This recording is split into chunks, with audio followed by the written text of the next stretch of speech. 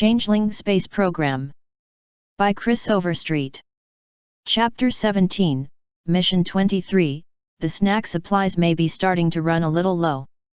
Contrary to popular belief, leaders do not usually walk in front of absolutely everyone else. A truly important ruler travels with an entourage of guards, secretaries, and majordomos to take notes, announce their arrival, and discourage attacks. This large swarm of subordinates, not to say underlings, allows the ruler to walk at an unhurried, unruffled pace. Chrysalis had known this since she was a nymph, and yet she had to grip onto that fact with a bite of steel just to allow two of her bodyguards to lead her to the administration building. She'd been pulled out of the final day of simulations, less than 48 hours before the pony launched for the Moon Orbit Test Flight Mission 23, at the request of her fiercest, most despised rival. Request? Summons is more like it, she thought. Typical pony princess behavior, throwing a wrench into our preparations when we're on the back hoof, trying to guarantee her victory. The thought put more quick into her quickstep, forcing Cherry Berry and the rest of the prime and backup crews for CSP-23, 461, almost to a trot to keep pace. The launch of Amakitas and the successful test of the Chickadee lander and the refueling drone had given notice to the Changeling space program that their lead in the space race was gone. Taking Amakitas into lunar orbit had only extended the Equestrian Space Agency's lead. Within 2 weeks of that pink monstrosity's return to Equus, it would be ready for a new launch, and that meant Chrysalis had that amount of time to see the test flight completed and the final landing mission launched, or else almost 2 years of scheming would go up in smoke. The last thing she wanted was any delays, especially Twilight Sparkle-induced delays. The drones guarding the main administration doors snapped to a trembling attention and saluted snappily as Chrysalis approached. 462, the guards preceding her went through the doors without looking back, and Chrysalis followed, paying no attention as the footsteps behind her sharply reduced in number after a murmur from Cherry. After all, she and the pony had been the only ones summoned. 463, no need for all the others to crowd into the room. The guards led the way to the main conference room, which had 2 more changeling guards flanking it. Chrysalis allowed herself a brief snort at the sight. Had protocol been followed, there should have been 2 pony guards present as well. Sparkle doesn't even understand how to behave within her station, she thought. Weakness. Then she and the pony were through the door and into the conference room, where Twilight Sparkle sat, looking nervous and worried, on the other side of the main table. Chrysalis took a seat across from her, paying no mind as Cherry found a chair next to her. The door behind them shut, the guards withdrawing to wait outside. Well, little princess, you know we have a launch in 2 days' time, the queen snarled, not bothering with any greeting. Yet you come here saying it's an emergency and you have to see us at once, pulling us out of vital simulator work. She leaned forward in her chair and nailed Twilight Sparkle with her most imperious glare. So make it good. Twilight Sparkle didn't flinch. She stared back at Chrysalis with pleading eyes and said simply, we have a pony stranded in orbit around the moon. Chrysalis blinked. She hadn't paid close attention to ESA Flight 13, settling for the daily news briefings and an occasional dose of padded headlines which counted as so-called television news. And today in particular she'd spent all day in simulations, watching Cherry and her crew 2/3 of the time, leading her own crew the other third. But nothing in anything she'd read or heard had hinted at something as horrible as this happening to the ponies.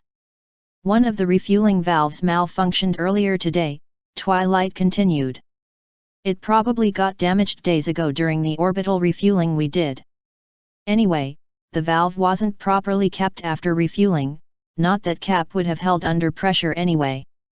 It leaked fuel into the mid-deck, and in the process the loss of pressure caused the engines to malfunction. They lost power until they eventually flamed out, and the remaining fuel either vented through the engine pumps or into the compartment. Twilight's voice squeaked a little as she got to the end, and she stopped, swallowed, and got her composure back before continuing, we have a stable orbit, but the ship has no fuel and not enough power in the thrusters to break orbit and return home before food supplies run out. A quiet squeak popped out of Cherry Berry. Chrysalis, her own head spinning slightly, leapt into the gap before the pony could say something either foolish or soppy. 464, you had better fill us in on the details, she said in a brisk, sober voice. How many days of food does Rainbow Dash have left? At full rations, 19 days, not counting today, Twilight Sparkle said. After the multiple rescues your space program performed back in spring, we doubled down on packing food supplies for emergencies. Rainbow launched with a 30 days supply. But we don't have the rocket parts we need. We'll come back to that, Chrysalis interrupted, raising a hoof. You're steering rockets? Maneuvering thrusters, Cherry muttered.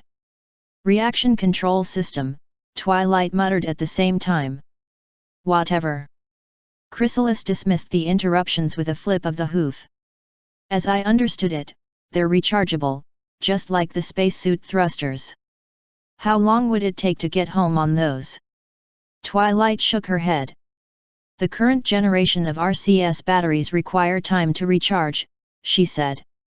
We're still working on batteries efficient enough to provide steady thrust. With the weight of Amakitas and the thrusters on board, we can't do better than 20 meters per second of delta V per day. It would take 32 days to escape the Moon's gravitational sphere of influence, and then even more to drop our periapsis down to equus atmosphere. What about the get out and push thing? Chrysalis asked. Like Cherry Berry did. Rainbow Dash wouldn't even get half a meter per second of delta V by getting out and pushing, Twilight said. We already did the math. 3 pushes in 24 hours, about 1.3 meters per second total. It might shave about 2 days total off the return flight. That's still longer than Dash has, even on half rations. I see, Chrysalis said, nodding her head in understanding. And so, with one of your closest friends, and, might I add, one of the mares most vital for the defense of Equestria from people like me, she added, unable to prevent her fangs from showing as she said the last 3 words, in horrible danger, you have come to us for aid. She put on her most judicious facade, steepling her forehoofs together. What, specifically, can we do for you, Princess? All we need are some rocket components, Twilight Sparkle said quickly. I have a list here, but the main items we need are a probe core, some fuel tanks, and a couple of swivel engines. If we get those in 10 days, we can launch. Are you crazy? That was Cherry Berry's voice, and Chrysalis couldn't help flinching at the outburst. Anything could happen in that time. And we're going up there ourselves with a ship big enough to haul Rainbow Dash back. Chrysalis heard in her head what the pony's next sentence would be. No. No, no, no, no. Think fast. Twilight's eyes widened. But won't that? In 3 seconds Chrysalis had split the difference between analyze all the options and I need something right the buck now and decided on action. It won't be any trouble at all. She said loudly, cutting off all possible words from both that pony and her pony. We can perform the rescue as part of our shakedown flight. We won't even need to change the rocket. A hoof struck the table as the Queen finished. In fact, I shall personally fly the mission and guarantee the safe return of Rainbow Dash. That's right, way. Chrysalis felt Cherry's head snap round to look directly at her for the first time in the conference. She herself kept her eyes on Twilight Sparkle. Calm, poised, in control, that was the look she wanted. Now hang on just a. After all, Chrysalis continued, reaching a hoof to the side to firmly push Cherry back in her chair, the Changeling space program is the preeminent organization where it comes to in-space rescues. And we have a reputation to uphold. Actually, I'd prefer Cherry to fly the rescue, if you don't mind, Twilight said quietly. In fact, I was going to ask her to help with. Oh, no, I insist, Chrysalis said hurriedly. After all, Cherry will be needed to fly our actual moon landing. And besides, she added, deciding it was safe to pretend to admit the truth. If the pony flies a rescue mission for another pony, the world will see it as one pony rescuing another. For the sake of my children, she concluded firmly, 465, I must insist that the Changeling space program be seen as doing its duty, in the eyes of the world, for fellow astromares in distress. The purple princess's eyes went from pleading to thinking, then to resolve. Despite herself, Chrysalis approved. Firmness was a trait you wanted to see in rulers, even enemy rulers. I understand your point, she said quietly. But if you're going, then I have to go too. Because otherwise every pony will think you've replaced Rainbow Dash with a changeling. Oh, really? Chrysalis asked, raising an eye ridge. I don't remember seeing you in any of the joint astronaut training exercises. To the best of my knowledge, you went up in Flight 11, on less than a week's total training, if that. How do I know you won't be dead weight on the flight, princess? I know every system on Amikita's nose cone to tail fin, Twilight replied, not giving an inch. I designed the flight systems in your EVA packs, the locking seals on the helmets, the life support systems. I created the spacewalk training systems themselves.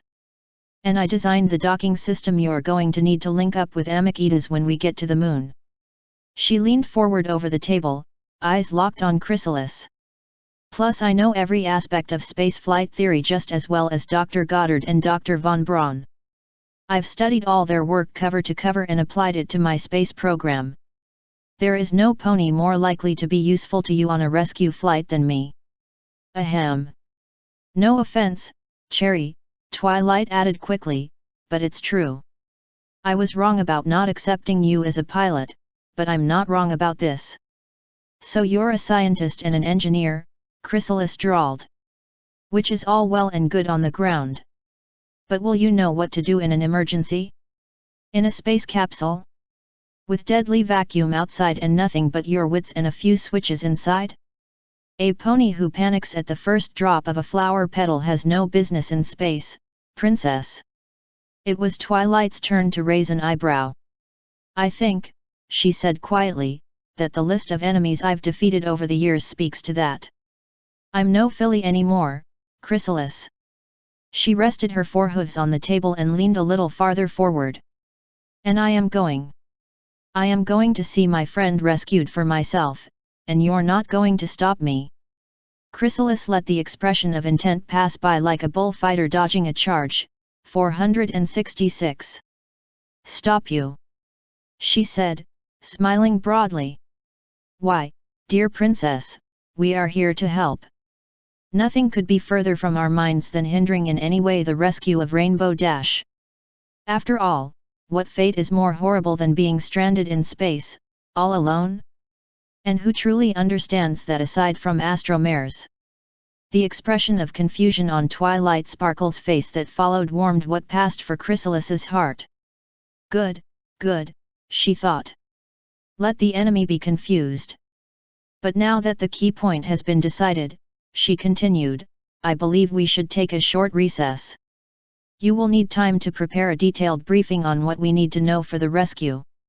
And my chief pilot and I, she said, putting a hoof on the trembling shoulder of a pink pony ready to explode at any moment, need to assess the changes we will need to make in our flight program to include the rescue. Thank you, Twilight said, but I already have some briefing. Chrysalis arose from her chair, giving Cherry a subtle hint by pulling back the pony's chair a little with her magic. Guard. The door swung open, and one of the Space Center guards poked his head in.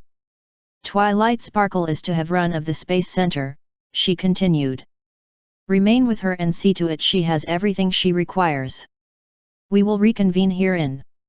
She glanced at the clock above the wall. Well, it's just time for lunch now anyway, isn't it? 2 hours. We'll meet back here in 2 hours. Until then, princess. The door shut behind her and Cherry Berry, and instantly the pony's mouth was wagging. What the sun-forsaken buck do you mean? Outside, Chrysalis said, drawing the pony's mouth shut again with a brief flash of magic. Footnotes 461, Prime Crew, Cherry Berry Commanding, Leonid the Yak, Backup Pilot, Dragonfly, Engineer. Backup Crew, Chrysalis Commanding, Fireball the Dragon, Backup Pilot, Gordon the Griffin, Engineer. 462, Under most circumstances fear makes people stupid. In certain select cases, however, fear is an effective reminder to people that now is the time to be extremely careful and correct in everything they do. It only took a moment's glance at Chrysalis's face for the door guards to realize this was one of those times.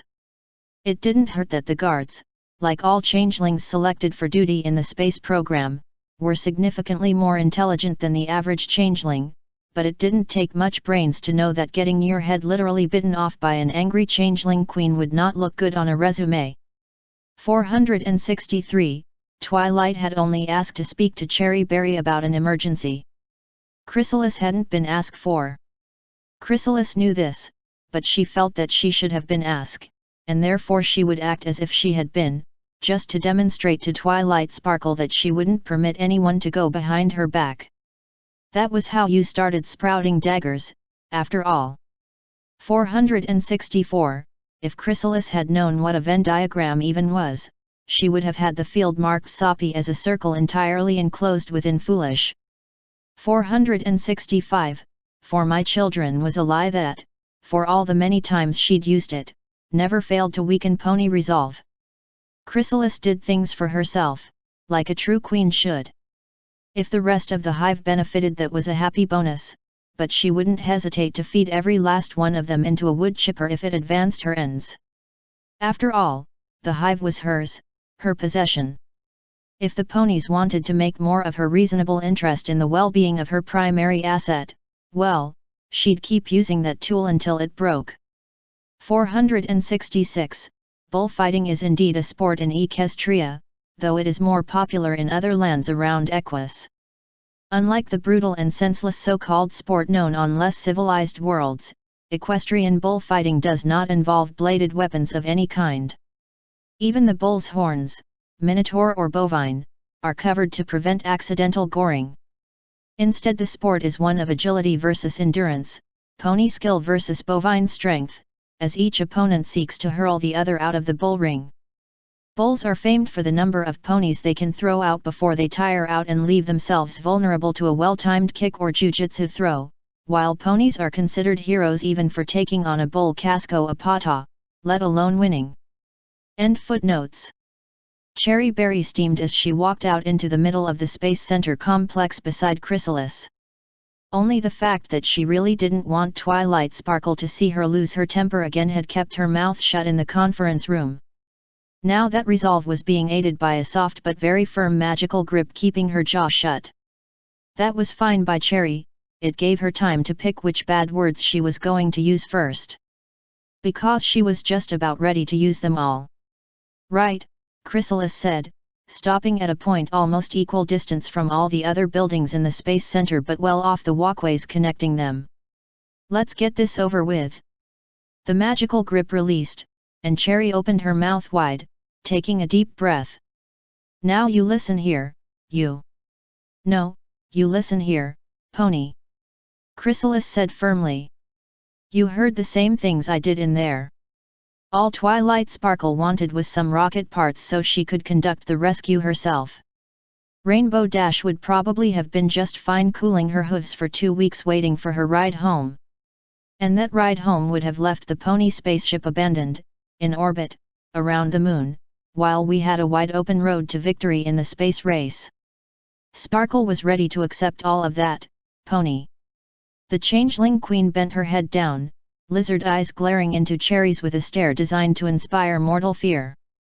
And then you opened your big mouth and threw all of it away. The stare might have worked on Cherry 3 years before. Here and now, she'd been around Chrysalis too long, 467, for it to work on her. Things happen in space, she said, putting as much snarl into her squeaky voice as she could. And we agreed that I call the shots on anything space-related. How dare you take my flight away from me? We also agreed, Chrysalis interrupted again, that you would keep out of political affairs. And you have skirted that line once or twice, as you well know. Well, this is political now, pony. This is me salvaging some sort of advantage out of your monumental blunder. It is not a blunder to help a pony in distress. You could have helped by rushing their parts order. Chrysalis snapped. You could probably have even given them a Mark II capsule, and I would have put up with it. I would have been seriously annoyed, but that's nothing compared to how I feel right now. But we are able to help, here and now. Cherry insisted, pawing the ground. Even in her anger she knew that was dangerous, a pony openly challenging a changeling queen, but she didn't care. And you cannot possibly tell me that you really think, in the privacy of your own head, that you're a better pilot than me. I am as good a pilot as you, Chrysalis said, which part of Cherry supposed would be as close as the queen would ever allow herself to admitting Cherry's point. But as I said in there, you are not a changeling. And I want Twilight Sparkle in my debt, pony. I want something I can hold over her. And, by extension, Celestia as well. The Mark II isn't flight tested, Cherry said. I fly all experimental ships. Not this one, Chrysalis said. You're breaking our deal. Chrysalis narrowed her eyes. Consider your next words very carefully, Cherry Berry, she hissed. For purposes of publicity I have to fly to the moon with a pink pony. Whether it is the real pink pony is still up to my discretion. The words you wouldn't dare died on Cherry's lips. Chrysalis absolutely would dare. To be honest, she kind of wondered why she hadn't made the swap long ago. A moment's reflection brought the answer. You're not going to do that, she said quietly. Because you want me to fly that ship. A lot. I would prefer you to fly Mission 24, Chrysalis corrected. If circumstances force me to do otherwise, I will be mildly disappointed. But I will still fly. Do I make myself clear? I think so. Cherry didn't like it, but she understood. Now explain to me why it absolutely has to be you. Chrysalis rolled her eyes. Didn't you listen to what I've been telling you, pony? She snapped. Twilight Sparkle is a princess of Equestria. If she'd actually thought for a moment, she could have ordered you to fly her rescue mission. She has that power, legally, do you understand? She wouldn't owe you anything. Not favors, not respect, nothing. It would be expected of you, by her, by Celestia, by the world. But nobody expects anything good of changelings, do they? If you fly the rescue it's normal. But if I fly the rescue it's something special. It's a gesture of trust. Of generosity. It is a favor. Chrysalis settled on her haunches and looked at Cherry, no longer glaring or intimidating, almost on an equal basis with her. If we were both ponies there would be no question of taking your flight away. But we're not. And that difference is why I have to fly. Cherry thought about this. On the one hoof, it was such a selfish point of view that she very nearly couldn't understand it. But on the other, this wasn't just Chrysalis wanting to fly for her own glory, was it?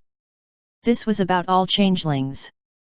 This was about a feared species proving itself worthy, as it would probably have to do for many years to come. Put that way, she could almost accept the reasoning. But she couldn't leave it at that. I know you're still plotting something. Chrysalis gave a snort of derision. When am I not plotting something, pony? She asked. Well, I'm pretty sure you're not plotting anything when you're reading those trashy romance novels. Figure of speech, pony. And I'm pretty sure you weren't plotting anything on that first spacewalk of yours, Cherry continued. I remember how you looked on the screen when you were scrabbling to get back into the ship. Point made, pony. And then there was your first actual flight, Cherry pressed on. I'll never forget the look on your face when. Drop it right now, Chrysalis said, and that's a royal command. Fine, Cherry said, and she dropped all of it. so, let's figure out where this leaves Mission 23, She waved a hoof at the Astromare Center and added, by the way, not it for telling Leonid and Dragonfly they're not going up. Footnote 467, or, some outside observers would say, not remotely long enough. End footnote. Rainbow Dash floated in Amicitus's bridge, 468. She didn't exactly have a lot else to do. There had been some scientific experiments earlier in the flight, but she'd finished all of them except for a couple which could be summed up in a 5-minute report back to the ground. There had been interviews with reporters and even a couple of live telepresence conferences with schools on the ground, but those had been cancelled hours before, as soon as every pony on the ground had realized that she would be stuck in orbit and not making the moon's newest crater. All she had to look forward to was the 2 or 3 hours in the evening when Fluttershy would read to her, 469, and story time was still some hours off.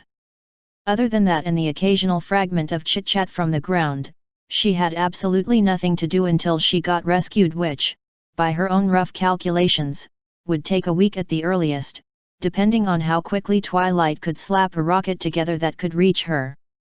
Dash was already trying to predict what would happen in that evening's chapter of Robo-Rock Another World Live, when the beeping of the telepresence comms alert yanked her out of her daydreams. Her reflexive jerk and shout sent her spinning in the cabin for several seconds before she stabilized herself with her wings and found hoof holds on the flight couches. As she reached down for her discarded comms headset, she heard a voice, ESA Flight 13, this is Oriton Space Center, comms check, over. Oriton? Dash thought. What do the changelings want? Does Chrysalis want to gloat at me or something? Oriton, Amicitas, she replied as she settled the headset over her ears, I read you loud and clear. How me? Reading you same. We have you on screen now. As the buzzy voice spoke, Dash recognized it as belonging to that one changeling, the one who had rescued those 3 other astronauts. Dragonfly, that was the one. We have someone here who wants to speak with you. We've cleared our mission control for this, so this will be a private conversation once I transfer you. Do you copy? Amicitas copies, Oriton, Dash answered cautiously. Copy private conversation, no press. Stand by. Rainbow Dash looked at the comms controls, with their regrettably small number of knobs and switches. None of them, so far as she knew, allowed Amicitas to switch the telepresence to limit it to a specific planet-side target. There was a private channel for spacesuit personnel, there was a switch between push-button microphone activation and voice-activated, Vox, comms, there was off and on, but she couldn't cut Oriton out of the loop while she talked with Cape Friendship. In fact, any telepresence system that knew how to tune into Amicitus's specific enchantment could talk to her, 470, and she couldn't shut them out. Sighing, she bent to the inevitable. Baltimore, 13, she said. Did you copy my last exchange with Oriton? Affirmative, 13. For some reason Moondancer was at the Capcom seat. Dash had guessed Twilight wouldn't have been there, but Spitfire should have been on shift, at least until Fluttershy managed to nerve herself back through the mission control doors. We are now clearing mission control except for Flight Director. I have to be here no matter what. Sorry, Rainbow Dash. Okay, so that explains that. Copy, Baltimore, Dash replied. Just wanted to make sure you were on board with this. Amicitas, Oriton. Dragonfly again, as serious and straight as Dash had ever heard a changeling be, not that she'd spent any time listening to changelings more than necessary. Go, Oriton. Be advised that Oriton Capcom is now Twilight Sparkle, Dragonfly said. A soft rustling sound, as of a headset microphone being jostled, whispered into Rainbow's ears. Twilight. Rainbow Dash squeaked, and then followed it up with a hurried, Amicitas copies Capcom Twilight Sparkle. I figured she was there, where else would she get rocket parts from at short notice, but why is she calling me from there? Hello, Dash, Twilight Sparkle's voice called, loud and clear. How are you doing up there?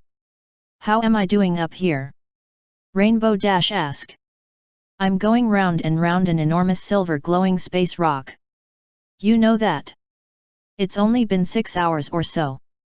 What I want to know is, she said, trying not to shout too much, what are you doing down there in Eden? Well. Twilight Sparkle didn't hesitate much, but Rainbow Dash had known her favorite egghead long enough to recognize the "you aren't going to like what I'm about to tell you" tone. Remember how you said I'd find a way to get you down, no matter what? Yet. Well, the good news is, I should be up there myself to come get you in about 12 days, plus or minus. Oh. That was days and days before Rainbow would run out of food. And she'd been expecting an empty robot-driven capsule just big enough for herself, not an actual crew. That's great, Twilight. Only then did she remember that changelings were involved in some way. Now what's the bad news? Well, the bad news is, Twilight said, dragging it out, I won't be the one piloting the rescue mission. Yeah, I kind of figured, Dash said with an extra dash of irony. So who's flying? Spitfire? Princess Cadance? Then it clicked. Of course. You got Cherry Berry to fly it. Hey, that's great news. Did you think I was going to be upset because she's working for Chrysalis? Because she's a great pilot, you know. Trained her myself. No, Dash, Twilight said. It's not Cherry Berry. Oh. Dash prodded the question forward like a tongue investigating the precise location of the aching tooth. Then who is the pilot, Twilight? Queen Chrysalis. Rainbow Dash's jaw dropped hard enough to send a pop over the telepresence connection. 13, Baltim or Eden, comms check, Twilight said. Twilight, what were you thinking? Everything Rainbow Dash had learned about communications discipline, and then insisted her friends learn about the subject, flew out the window faster than the air in her cabin would have if its windows actually opened. Chrysalis? Of all ponies? What's going to stop her from taking us prisoner and then trying to take over Equestria again? Me. Besides you, Rainbow Dash insisted. If this is the real Twilight Sparkle I'm talking to, how do I know you're not some changeling disguised as Twilight? Of the 6 familiars of Awitzotel, Twilight said, Fluffy the Terrible was the only one to lay a claw on Daring Do in 2 different books. So you're a changeling who reads Daring Do, Rainbow Dash snapped. Big deal. Dash, you're making a scene, Twilight said. Do you really want me to prove I'm me? I dare you to. Okay. Twilight's voice shifted into her "you asked for this and I am going to enjoy it" tone. 7 weeks ago you went into a certain establishment in Ponyville with Fluttershy and Rarity. I wasn't there, but Rarity told me that cucumber slices were involved. And bulk biceps. Okay. Rainbow Dash shouted, her mane standing on end as she realized what Twilight was about to blab. After all, she only had a changeling's word that no pony was listening. You're a Twilight.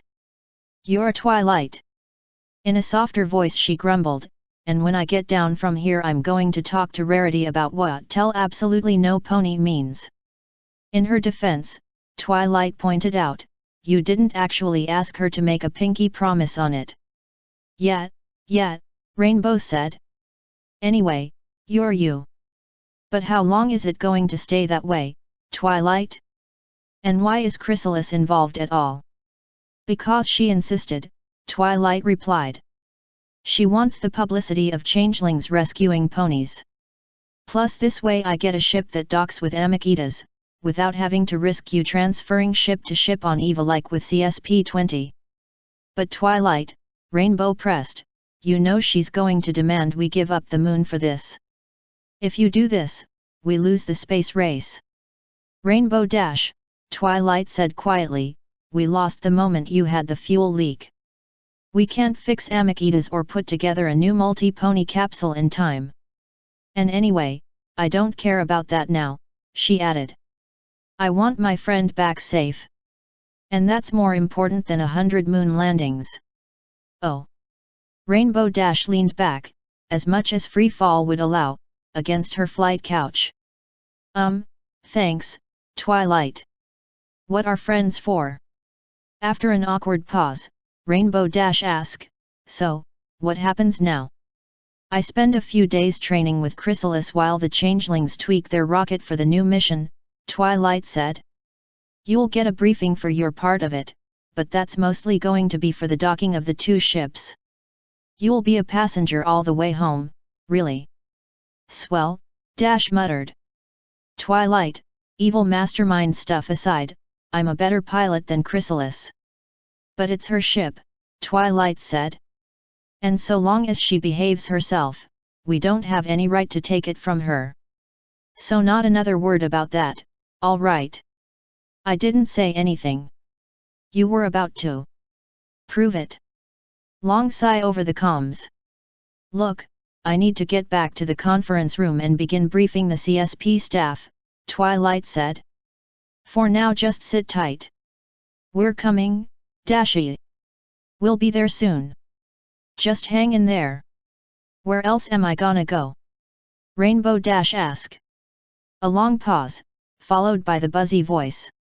Amikita's, it said, be advised that Eden Capcom is now Dragonfly. Yeah, Rainbow Dash grumbled. Amikita's copies, over. We'll be monitoring you from here from now on through rendezvous with Mission 23, Dragonfly continued. We're going to work out the details with Baltimore later, but as of now you're part of a CSP mission. Lucky me. Amikita's, we didn't copy that last, please repeat. Nothing, Eden, Rainbow Dash grumbled. Just waiting for my evening book reading. Oh, we can help with that. Dragonfly said. I think we have a book around here somewhere.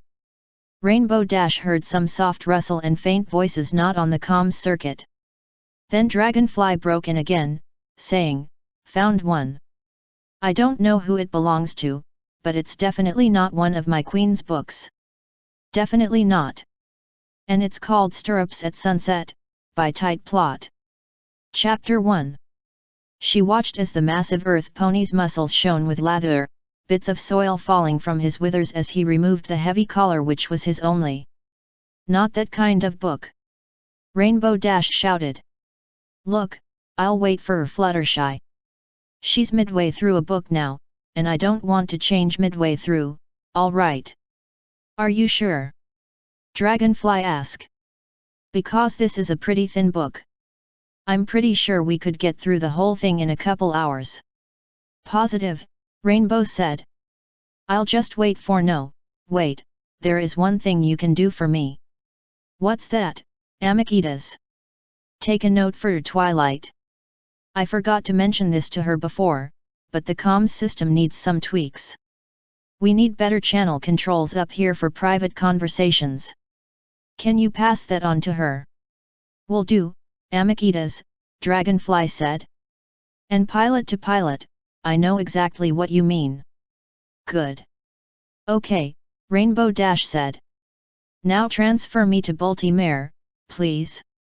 With that she relaxed, letting Zero-G float her away, satisfied that, for all the flaws Fluttershy's reading material had, at least it was the kind of thing you wouldn't mind fillies getting their hooves on. 472.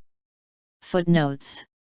468, Rainbow Dash had had a little experience with powered flight before the space race, mostly flight school requirements before she'd dropped out, and she was pretty sure what Amikita's had wasn't a bridge. An airship bridge was open to the elements. An enclosed control center, particularly one where the pilot and/or steers pony sat down, was a cockpit, 471. But Twilight had insisted that the Amikita's control compartment, which had space enough in theory for 7 flight couches, was too large and roomy to be called a cockpit. Rainbow didn't care enough to keep arguing over it, so Amikita's had a bridge, even if it did annoy Rainbow just a little. 469. Fluttershy's reading preferences were not the same as Rainbow Dash's. Her oldest and best friend tended to like two kinds of books, century-old romances and translated Nepalese or Kiran novels. After almost 2 weeks of listening to them, Dash had decided the two genres were more or less identical in that they both involved relationships between 2 or 3 ponies who, for whatever reason, lacked the capacity to say "Hey, I really like you" out loud. Given that, Dash preferred the ones where the ponies in question got sent to another world, piloted giant robots, played in rock bands, or did all three at the same time. Sitting around sipping tea and making snarky comments just seemed lame by comparison. 470. Tuning a telepresence system to a specific target, or address as Twilight Sparkle called it, was a non-trivial affair. It was possible to provide telepresence systems with a limited number of pre-programmed addresses, but finding one by just sticking a unicorn horn in and mucking around would leave the unicorn with a headache and some number of lost hours they'd never get back. This fact was why two-way telepresence communication, despite its obvious utility, had not yet taken off in Equestria, and why this massive security hole in the space program communications had not, as of this point in time, been nailed shut. Rainbow Dash would shortly correct this oversight. 471. In some horrible, evil worlds the term cockpit originates from how the tiny, cramped quarters of early aircraft resembled the stinking, blood-covered holes where 2 young roosters would be unleashed to fight to the death while half-drunk people made bets on which one would win. Not so on Equus, although to the ponies the source of the term was still a bit barbaric. Some communities, when confronted with a cockatrice problem, would dig a narrow, deep hole, one that the monster couldn't get out of quickly, and then place a small mirror on one side of it. At least some of the times the creature would see itself in the mirror, think itself under attack, and use its petrifying glare on its attacker. At the time of this writing the practice was almost a century out of fashion among ponies, who felt that petrification was a bit cruel even when done to a monster that would quite cheerfully do it to ponies. 472. This is not to say that Fluttershy's Nepalese novels didn't have their share of fan service. On the contrary, Fluttershy picked only those books for on-the-air reading which didn't cross a certain line. The more embarrassing books in her collection remained in a little chest locked in the bottom of a bureau in her bedroom. If Stirrups at Sunset had contained magic lockets, martial arts tournaments, or robots of any size whatever, it also might have found a happy home in that bureau. Further details, of course, must be withheld for the sake of Fluttershy's peace of mind, and also to prevent the first recorded case of spontaneous equine liquefaction caused by absolute mortification. End footnotes. The top line of the chalkboard had a series of numbers across it, 1 to 20. Under the numeral 1 the word "today" was scribbled in. A line drawn under the numbers 13 through 30 marked these reserved for ship retrieval. A shorter line ran under numbers 9 through 12, marking these as transit time, Equus to Moon. Only the numbers 2 through 8 remained unlabeled, marking the days CSP and ESA had to train and prepare for the rescue of Rainbow Dash. Twilight Sparkle finished the last stroke on the complex diagram of the 3-person capsule with fuel tank and engine attached. Labels pointed to various points on the capsule, connected to a drawing of a not quite square box with multiple nozzles extending from it. "The primary goal of the mission is to rescue Rainbow Dash," she said. "But the secondary goal is to fully inspect Amakitas in preparation for a future repair, refueling, and retrieval mission. The best way to do this is to have Mission 23 dock with Amakitas using our new docking port system and remain there during the entire inspection and closeout period." "And why, exactly, should we bother with this?" Chrysalis asked. "I can understand you wanting to get the ship back. It's yours, after all. But why can't we use the hatch? Airlock?" Chrysalis blinked. "What? Amakitas has airlocks," Twilight said. "2 of them. One in the bridge compartment, behind the co-pilot position, and a larger one for engine repair on orbit." "Really?" Chrysalis gave Twilight a level look. And you've repaired engines in mid-flight how many times now? Twilight blushed. Well, we'll be able to someday. She insisted. And when that day comes, we'll be prepared. She lifted a pointer in her magic and slapped the chalkboard with it, a little harder than necessary. And as to why we can't use the airlocks, it's a question of orbital mechanics. You mean the orbital mechanics who are going to fix your engines mid-flight someday? 473. As Twilight snorted and huffed in indignation, Warner von Braun rumbled, "The princess, I believe, refers to the fact that two objects in space, separated by any distance at all, technically occupy two different orbits. Over time they will drift together or apart, depending on relative velocity. Station keeping with any safety would require repeated orbital correction burns, each with the potential for accidents. If you can make the two objects into a single object by linking them together, the need for constant piloting is removed." "Exactly," Twilight said, having had a moment to calm down. "I want to spend a full day going over Amakitas, first diagnosing the problems that caused the accident, then performing a systematic closeout of the ship to prepare it for a long period of hibernation." Seeing Chrysalis's mouth opening, she added hurriedly, "Because we don't know when we'll be back again, not because winter is coming." Chrysalis shut her mouth and shrugged. "So," Twilight continued, "in order to dock safely, the pilot of Mission 23 will need to be able to maintain orientation with the target while controlling trajectory in all three axes of motion simultaneously." She tapped the chalk outline of the rescue ship's main engine. "While this can potentially be done with the main engine alone plus reaction wheels, it would be both inefficient and highly dangerous. Therefore instead we will be using the RCS, the reaction control system." "Maneuvering thrusters," Cherry Berry said helpfully. "So I had guessed," Chrysalis hissed back. "ESA will provide 8 RCS blocks to be arranged like the corners of a cube around the ship," Twilight continued. "Starlight Glimmer will coordinate with your ship construction team." "Could she not?" Chrysalis interrupted. Twilight snorted again. "What is this about now?" she snapped. "Oh, it's nothing personal to your student," Chrysalis said. "I'd just rather not risk having a unicorn whacking my rocket with a large rock in some desperate attempt to stop my evil scheme. Unlikely as the prospect is." Now Chrysalis had every eye in the planning meeting on her. After several seconds of choked silence, Cherry Berry finally said, "I'm pretty sure you didn't intend to use your out-loud voice when you said that." "Just humor me," Chrysalis said. "Have Moondancer oversee the modifications instead. It will help me keep my mind on the training." "Oh, okay."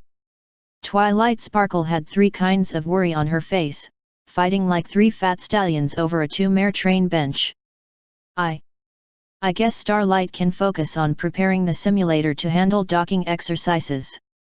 "Much better," Chrysalis agreed. "The simulator is much less likely to explode and take the top of my castle off. That I don't have." Twilight's three kinds of worry formed a united front and unbreakable alliance, using her eyes to silently signal Cherry Berry for foreign aid. Cherry shrugged. "Long story," she said. "You could try asking Princess Luna about it." "Oh. Okay." Twilight managed to pull herself together, then pushed on. Moondancer for installing the thrusters and the docking port, Starlight to oversee simulations. Where was I?" She lifted up a stack of index cards in her magic and ruffled through them, muttering, "Covered that, did that, and that, oh." She straightened up, using the pointer to tap the row of numbers up top. "Now, ideally we want to save 4 days of food for 2 ponies to use in the future retrieval mission," she continued. "That means we need to get to Rainbow Dash not later than 12 days from now. Allow 4 days from launch to lunar orbit and rendezvous, and that leaves us a launch date not later than 8 days from now. Giving us 7 days for training and prep," Cherry nodded. "We've done more with less time. And we've already had training for the other mission items on this flight." "There will be some changes," von Braun said. We were originally going to put the science package on top of the lander. That way it could be jettisoned after the data was collected to lighten the load on the way home. But we can't use that configuration with the docking port. We'll have to contrive an experiments bay to ride below the crew capsule. At least this way we'll get the equipment back, Chrysalis muttered. Less wasted money. This will make the ship substantially heavier, von Braun continued.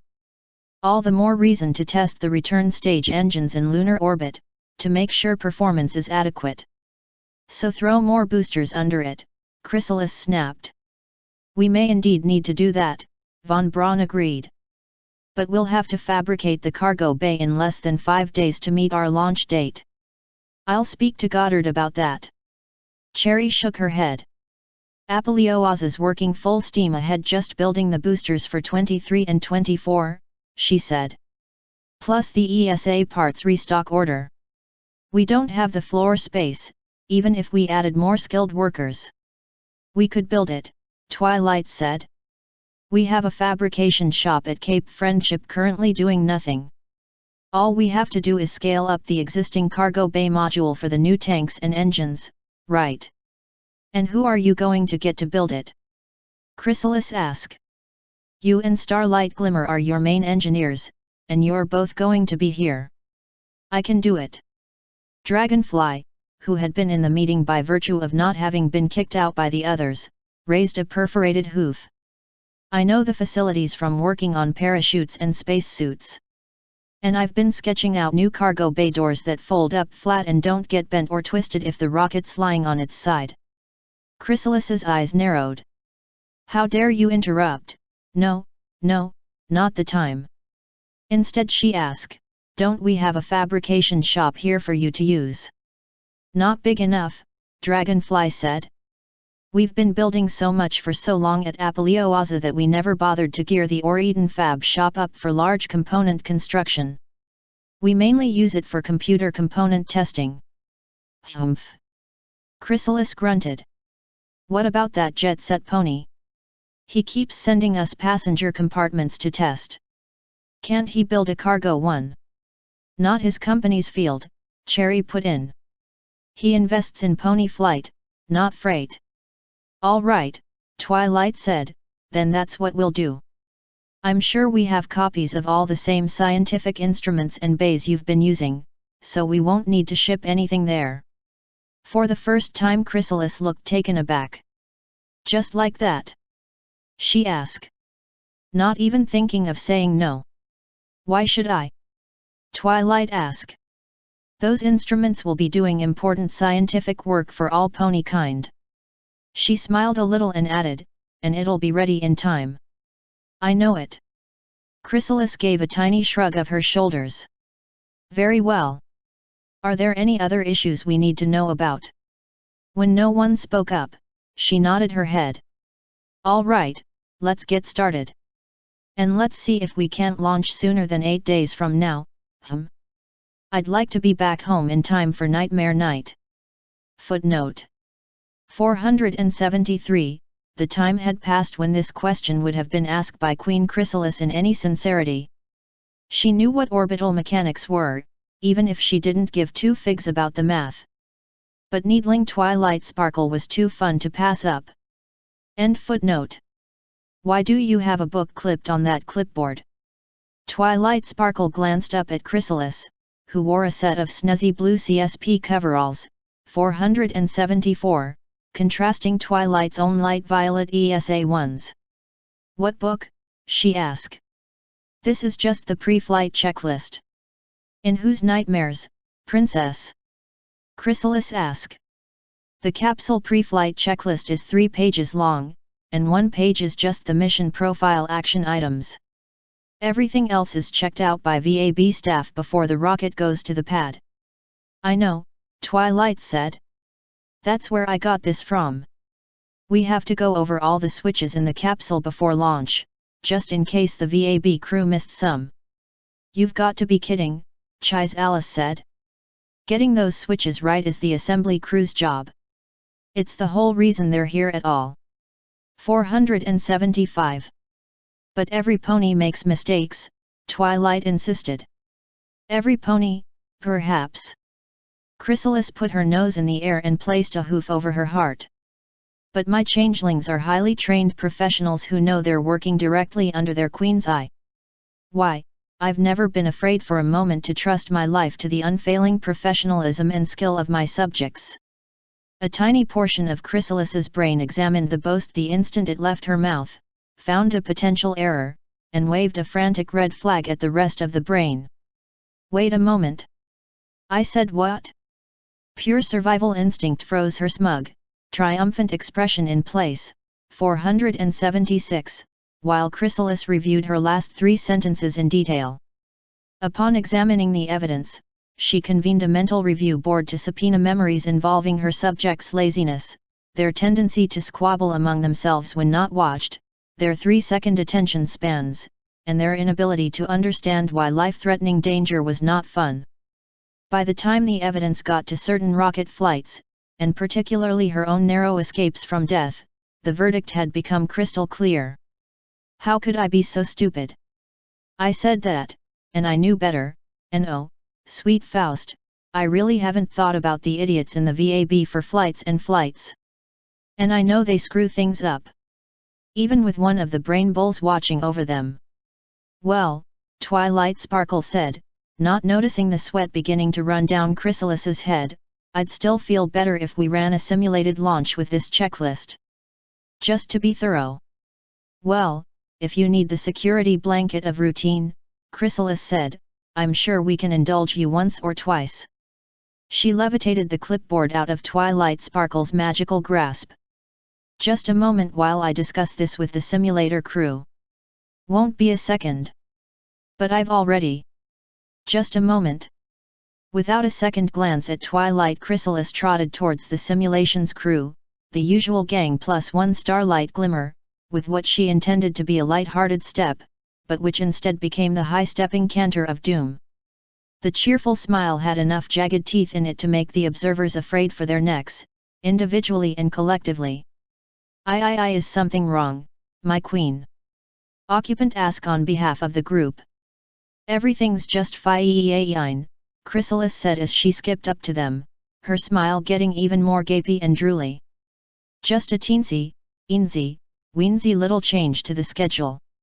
She leaned forward, took one glance towards the capsule, and then dropped the cheerful act. 477, we're spending the whole morning on launch sims, she hissed in a rapid-fire whisper. All morning, nothing but launches, do you understand? And you, she said, jabbing a hoof at Cherry Berry, will make sure between 1 and 4 switches are set wrong at the start of every sim, to see if Book Princess and I can spot the difference. If we don't, simulate what happens. Do it. Occupant, Von Braun and Cherry looked at each other. Occupant shrugged. Von Braun tossed his head noncommittally. Starlight Glimmer, standing too far back to hear, just looked confused. Cherry, having no one else to shrug at, looked at Chrysalis and said, "Oh, K. Capital." Chrysalis said in a fake but less obviously lethal cheerful tone. Let's get to it, people. And in one final menacing hiss she added, and no matter how many times I mess up, we keep doing it until I get it right. 478, clear. With that she turned and trotted back to the sim capsule, singing, "Come Ming." Starlight Glimmer leaned forward into the cluster of CSP staff and asked, what was that all about? Nothing, Occupant said. Just our queen ordering us to do what we were gonna do anyway. Shaking her head, Starlight returned to the simulation computer. Changelings, she muttered. Footnotes. 474, marred somewhat by stitching here and there to suggest the holes in the body underneath. Chrysalis couldn't actually wear a patched spacesuit, no matter what inspirational propaganda posters suggested, but the new Astromare duty uniforms provided the next best thing. 475, this didn't count the actual assembly of the rocket, the welding and bolting, the inspection of each component, the thwacking over the head of the changelings who thought roller hockey in the parts storage room was a good idea, the chewing out of the ponies who sold them the equipment, the stocking of capsule stores, the strapping down and shutting in of the crew, and above all the lifting of the massive, easily toppled rocket from the VAB all the way out to the launch pad. When it came to Chrysalis and arguments, accuracy only got in the way. 476. Chrysalis was not as perfect as a deceiver as she liked to believe. Had any pony not focused on a critical issue been watching, they would have noticed the moment the eyes widened, the pupils contracted, and the sweat beaded up on her face. Twilight Sparkle, on the other hoof, had decided to tune out Chrysalis's brags in favor of her own agenda, and so she didn't notice the queen cracking at the seams. 477, much to everyone's relief. 478, to be fair, out of 8 simulations that morning, Chrysalis only missed 4 switches total, and Twilight caught 3 of them. The one switch neither of them caught turned out to be relatively harmless. The RCS was turned on in flight, and it took Chrysalis only a second to shut it back down before resuming the practice liftoff. End footnotes. The next day, simulations continued, this time focusing on docking practice. Or, as Twilight Sparkle thought of it, teaching a particularly difficult student who should have already known that good enough was not actually good enough. All I'm saying is, Chrysalis growled, 479, I targeted the docking port like you told me to. I got the ship oriented at the target, no problem. I flew the ship just like I would an EVA, like you told me to, and like the last 3 times. Indoor's voice, please, Twilight said, trying to be patient. And we made contact at 0.4 meters per second, Chrysalis continued, dialing back the volume again. Perfectly safe speed. And then all the controls go crazy, every single thruster fires at once, and we end up with 0 monopropellant and a failed sim. Again. I'm doing it like you told me, princess. Chrysalis waved a hoof at the red-lit controls. Now you tell the moronic computer I'm doing it right. Twilight sighed. But you forgot one thing, Chrysalis, she said, reminding herself not to use a didactic tone. 480, it's not enough to hit the target. You have to hit it straight, so the docking couplers can interact. If you hit it at an angle, the docking magnets pull on both ships, the SAS and RCS fight the magnets, and everything goes crazy until the 2 ships settle down. Chrysalis raised an eyebrow. Oh, really? She asked. So the magnets will pull the ships together if I do nothing, right? If the ships are less than 2 meters apart, yes, Twilight said.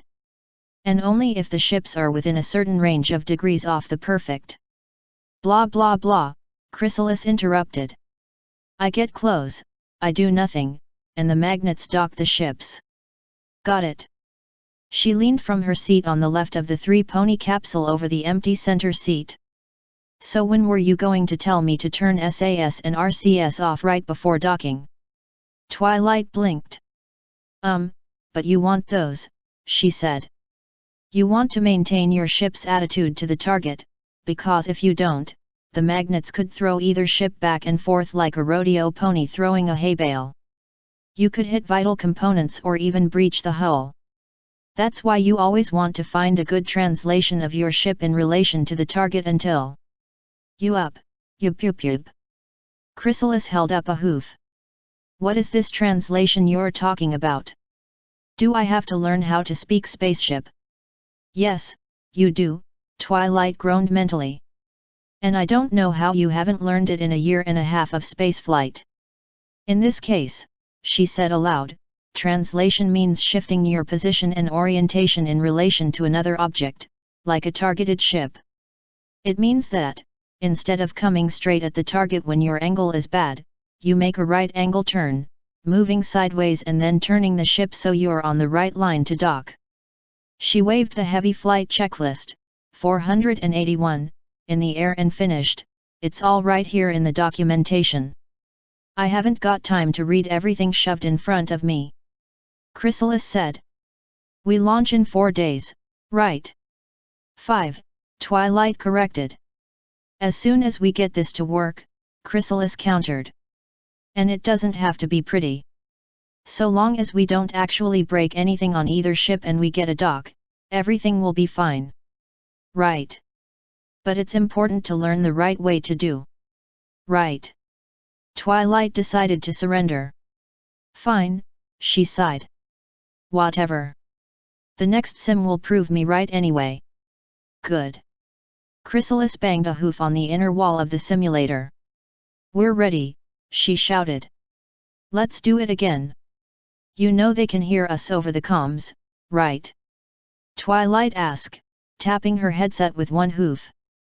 Whatever, Chrysalis grumbled, resetting the SAS and RCS systems as the simulator internal lighting blinked red, then resumed normal white as the computer verified all switches in their proper position. A few minutes later, Twilight found herself grinding her teeth as Chrysalis made the same oblique approach as before, then switched off both RCS and SAS at 2 meters out, and then pumped SAS off and on to reduce the ship's thrashing until the docking ports registered a solid link. And then it worked again in the next sim. And the next. And the next, with Chrysalis staring smugly at Twilight as she switched the SAS on and off with one hoof.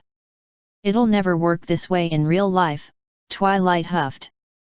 Watch me, princess, Chrysalis gloated.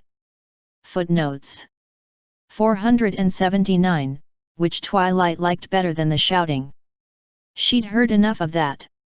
480, and not a shouty rant either, no matter how very good it would feel at this moment. 481, on the operations and objectives of Changeling Space Program Mission 23 in conjunction with Equestrian Space Agency Flight 13, 4th edition, revised and expanded, with annotations by the author, Canterlot University Press, printed on demand. Being a princess meant people of lesser authority no longer tried very hard to curb one's obsessions with checklists. End footnotes. CSP-23 Mission Day 01. The giant rocket, assembled and early, sat on the launch pad before dawn of what the mission conference had dubbed Day 7, 1 day earlier than the target date. The immense twin-bore liquid fuel boosters, the newest invention from Goddard and von Braun, held up a second stage powered by the Skipper engine, cousin to the mainsail engine which had propelled the rovers R5 and R6 to Minmus and the Moon, respectively. Further up the stack laid a weaker but more efficient Poodle engine on the lunar transfer stage, topped by the experimental lander which would get its orbital testing around Luna's moon. And inside the capsule, slowly, methodically, Chrysalis and Twilight Sparkle went down the entire expanded checklist. 482. Outside. The sun jumped above the horizon over the celestial sea, the almost new moon hovering above it in the early morning sky. 483. Repeat mission objectives, Cherry Berry called out from the Capcom seat in mission control. Testing of prototype landing ship in orbit of the moon, Chrysalis replied. Suborbital flight test and Delta V verification test. Docking with ESA Amiquitas and evaluation of onboard malfunctions. Return of Astromare Rainbow Dash safely to Equus. Roger, 23, Cherry Berry said. Final fueling in progress, launch countdown now rolling at 4 minutes, mark. Confirm T-355 and counting, Chrysalis said. She flipped the switch to mute her microphone and muttered, I miss the days when we could just go. Twilight Sparkle blinked. She hadn't expected conversation from Chrysalis. Bickering, yes she'd had days of bickering, and she'd come to expect it, even if it did drive her up the wall. More complex ships require more caution, she replied. It ought to be the other way around, Chrysalis muttered. The more we build ships, the easier they ought to be to fly, not harder. We'll get there, Twilight said. That's what this flight is all about. We'll get there. Twilight saw Chrysalis turn her spacesuit helmet to give her an icy glare. Yes, she hissed. We will. With a click the comms switched back to open channel. Eden, 23, fuel reading optimal, please confirm. Oh well, Twilight thought, and sat back in her flight couch as the last minute of the countdown ticked down in Cherry Berry's squeaky voice. At the count of 0, 2 times the force of equus gravity shoved Twilight back in her seat rather more forcefully than her first flight, which even under 8-thumper solid rocket boosters and full main engines had barely topped 1.4 Gs at launch. In a mere 30 seconds the rocket went supersonic, shaking under the forces of aerodynamic pressure ahead and 4 controlled explosions behind, all kept under skillful control, much to Twilight's ongoing surprise, by a calm, stern Queen Chrysalis. The giant rocket shuddered and shook its way through Max Q, tipping slowly in a controlled curve towards the eastern horizon. The forces of acceleration continued pushing Twilight deeper against her spacesuit backpack and flight couch, as 2 Gs became 3. As 3 Gs reached towards 4, plasma began to flicker through the capsule's hatch window, as Equus's atmosphere objected to the massive thing plowing through it. Chrysalis, so far as Twilight could tell, didn't bat an eye. Approaching first stage burnout, she said calmly. Confirm, 23, the squeaky voice of Mission Control replied. Then, at a mere 1 minute and 11 seconds into flight, the ship staged. For a moment Twilight felt herself yanked forward in the straps, her horn tapping the inside of her helmet uncomfortably before, a split second later, she was slammed back into place by the ignition of the second stage's skipper engine. And then, after only a few seconds, Chrysalis shut down the engine. Secco, she called out. Showing a high apoapsis, or Eden. We'll circularize orbit once we're out in space. Copy, 23, Cherry replied. We show all systems go for space, go for orbit. Twilight saw light flickering in the hatch as something pulled her forward in her straps. She looked down at the nav ball in front of her and saw it steadily rolling from the blue into the brown. Chrysalis, what are you doing? She asked, trying not to panic. We're tumbling. The centripetal and aerodynamic forces will. We're already well into the upper atmosphere, Chrysalis replied. The air's too thin to do more than drag a little. Sit back, shut up, and let me show off. 484. A few moments later something went bang directly in front of the two astromares. Nose cone separation, Chrysalis said, as the pointed metal that had shielded the docking port through the launch got sent up and away, well out of the flight path of the rest of the ship. Twilight caught a glimpse of the stack separator ring through one of the capsule windows before the ship's tumbling took it away again. Confirm nose cone separation, Cherry said. The bullpen is sending data up to your computer for orbital insertion burn. Roger, or Eden, Chrysalis said, flipping a switch with her hoof and looking with a casual disdain at the diagrams on the little computer screen before her. Specialist, extend solar panels. Twilight blinked, then shook her head. Solar panels, she said, finding the switches and flicking them on with her magic. A soft whir filled the capsule, followed by a snap as the retractable solar panels locked into place. Apoapsis in 45 seconds, Chrysalis said, pushing slightly on the flight yoke to stop the tumble. Preparing for manual orbital burn. Roger, 23. Twilight opened her mouth, saw Chrysalis glaring, well, no, not glaring exactly. This time there wasn't either heat or cold in the expression. There was just this look of supreme indifference. They locked eyes for a moment, and Twilight's mouth clicked shut. Without even a nod of recognition, Chrysalis returned her attention to her console, tweaking the flight yoke in her hooves before slowly bringing the throttle back up to full. The ship rocked back and forth as Chrysalis sought the optimum trajectory, glancing from one readout to another almost faster than Twilight could follow the motions. The Changeling Queen's eyes seemed to narrow slightly, but aside from that Twilight couldn't read anything in that silent, stoic expression. For a moment she had the impression of a changeling Maud Pie in a spacesuit, except that Maud talked a bit more. The roar of the engine went silent, and Chrysalis said, "Burnout. Staging." Without waiting for confirmation from the ground she hit the staging button, and Twilight felt a harder jolt than before as the decoupler pushed the second stage away. The third stage ignited with a much softer jolt, but only a few seconds later it grew quieter as Chrysalis gradually eased the throttle back, her eyes planted firmly on the computer readouts showing the ship's projected apoapsis and periapsis. Finally, with a nod, she slapped the throttle all the way to 0 and called, "Shutdown." Reading in orbit with an eccentricity of 4.6 kilometers. Cherry Berry's voice carried only a hint of congratulations. "Well done, 23. Unfortunately we're still showing a difference in orbital plane of 0.9 degrees. Stand by for orbital adjustment burn instructions." "Roger, Oriton, standing by," Chrysalis grumbled, reaching down to the communications panel and switching off her microphone. "And that is how we do that, Princess," she added for Twilight's ears alone. Twilight nodded absently.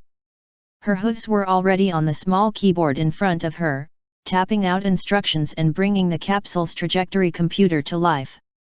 "I'm looking at the position of the moon right now," she continued. "I think we can get away with a direct ascent without an orbital adjustment, depending on where exactly our orbital plane crosses the moon's." Ahem. The frosty nature of the word, 485, brought Twilight up short. She turned her attention away from the tiny computer screen to face the glare of an angry changeling queen on her dignity. 486, "I'm sorry, did I miss something?" Twilight asked. "Yes, you did, Princess," Chrysalis said. "You missed the part where I ordered you to calculate the trajectory." "Because I gave no such order."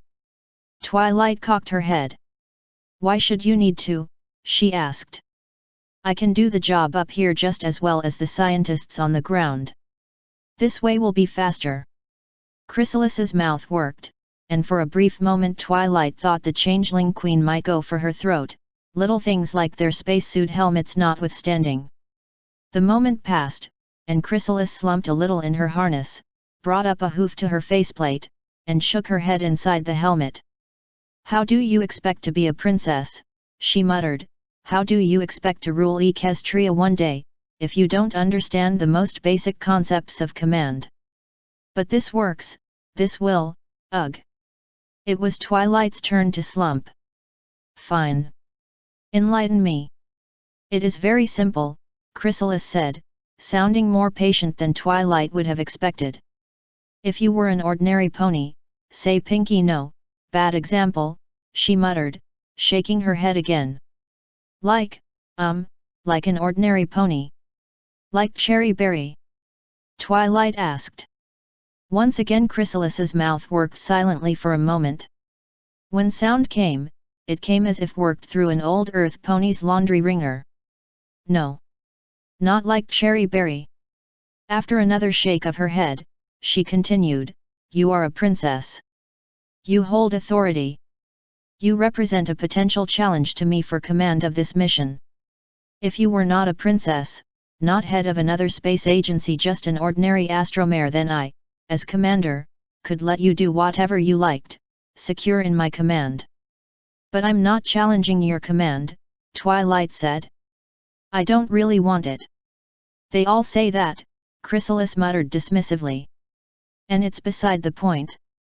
A proper ruler cannot encourage initiative without risking their supremacy. So in order to maintain our current modus vivendi—" "I didn't know you spoke Old Ponish." "In order to maintain our current modus vivendi you will not interrupt me," Chrysalis shouted. Twilight flinched, ears trying to flop back under her comms headset. "Sorry. And you will also wait until ordered to do something before you start doing it," Chrysalis continued. "In so doing you will be showing respect to my position as mission commander. Not doing so is showing disrespect, and disrespect will have consequences. Do you understand now, Princess?" Twilight hesitated. "I understand what you want me to do," she said slowly. "But it seems just so, insecure."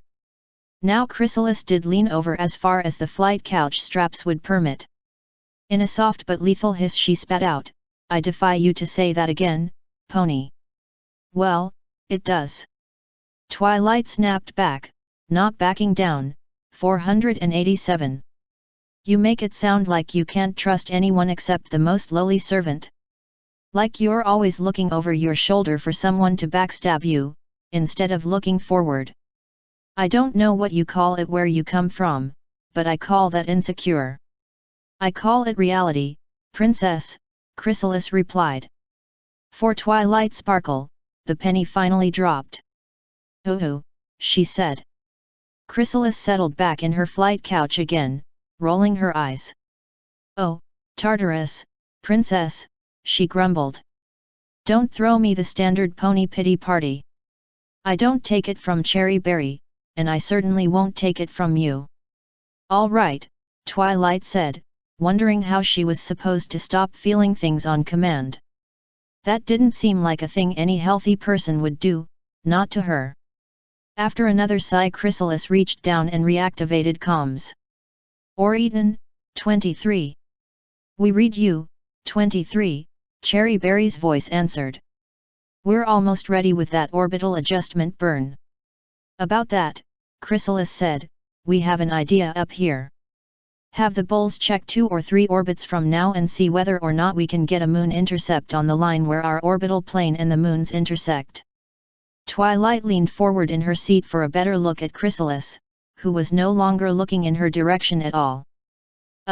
We copy, 23, Cherry replied. We'll have something for you on that shortly. In the meantime, we'd like you to begin going through the checklist for translunar injection. Roger, Or-Eaton, Chrysalis replied. We'll get started on that. And tell Twilight that Von Braun said good idea, Cherry added, a touch of smugness in her voice. Twilight couldn't help smirking as Chrysalis, for a moment, lost control of her facial muscles. I like that even less than the pity, princess, the Changeling Queen muttered once she had her face back under control. You're still on Vox, Twilight pointed out. Am I now? Chrysalis asked. Booger. It's not funny the second time, Chrysalis. Oh, bite me, Chrysalis huffed. And haul out that brick of a checklist. We may as well get started. Footnotes. 482, it actually went surprisingly quickly, once you realized that, once you ignore all the explanations for why these switches needed to be in those positions, there were at most 4 action items per page. By launch day Chrysalis had mostly gotten over her annoyance at Twilight's pedantics, especially once she'd privately learned from Von Braun exactly how many ways those switches could get her killed. Hint, lots. 483, Celestia and Luna had actually planned this in advance as a good luck gesture for the rescue mission. For the large crowd of launch watchers at Or-Eaton Space Center, the sight was almost as impressive as a summer sun celebration. For the 2 people actually in the spaceship, the hatches were turned the wrong way, and they missed it completely. Unfortunate, but as Rarity would point out much later, this is why cameras were invented.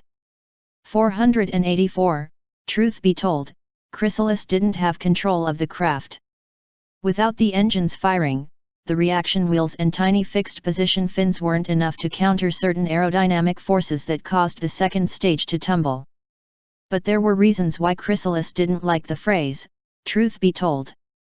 485, when someone says the onomatopoeia ahem as a word rather than a sound, it means, I want your attention.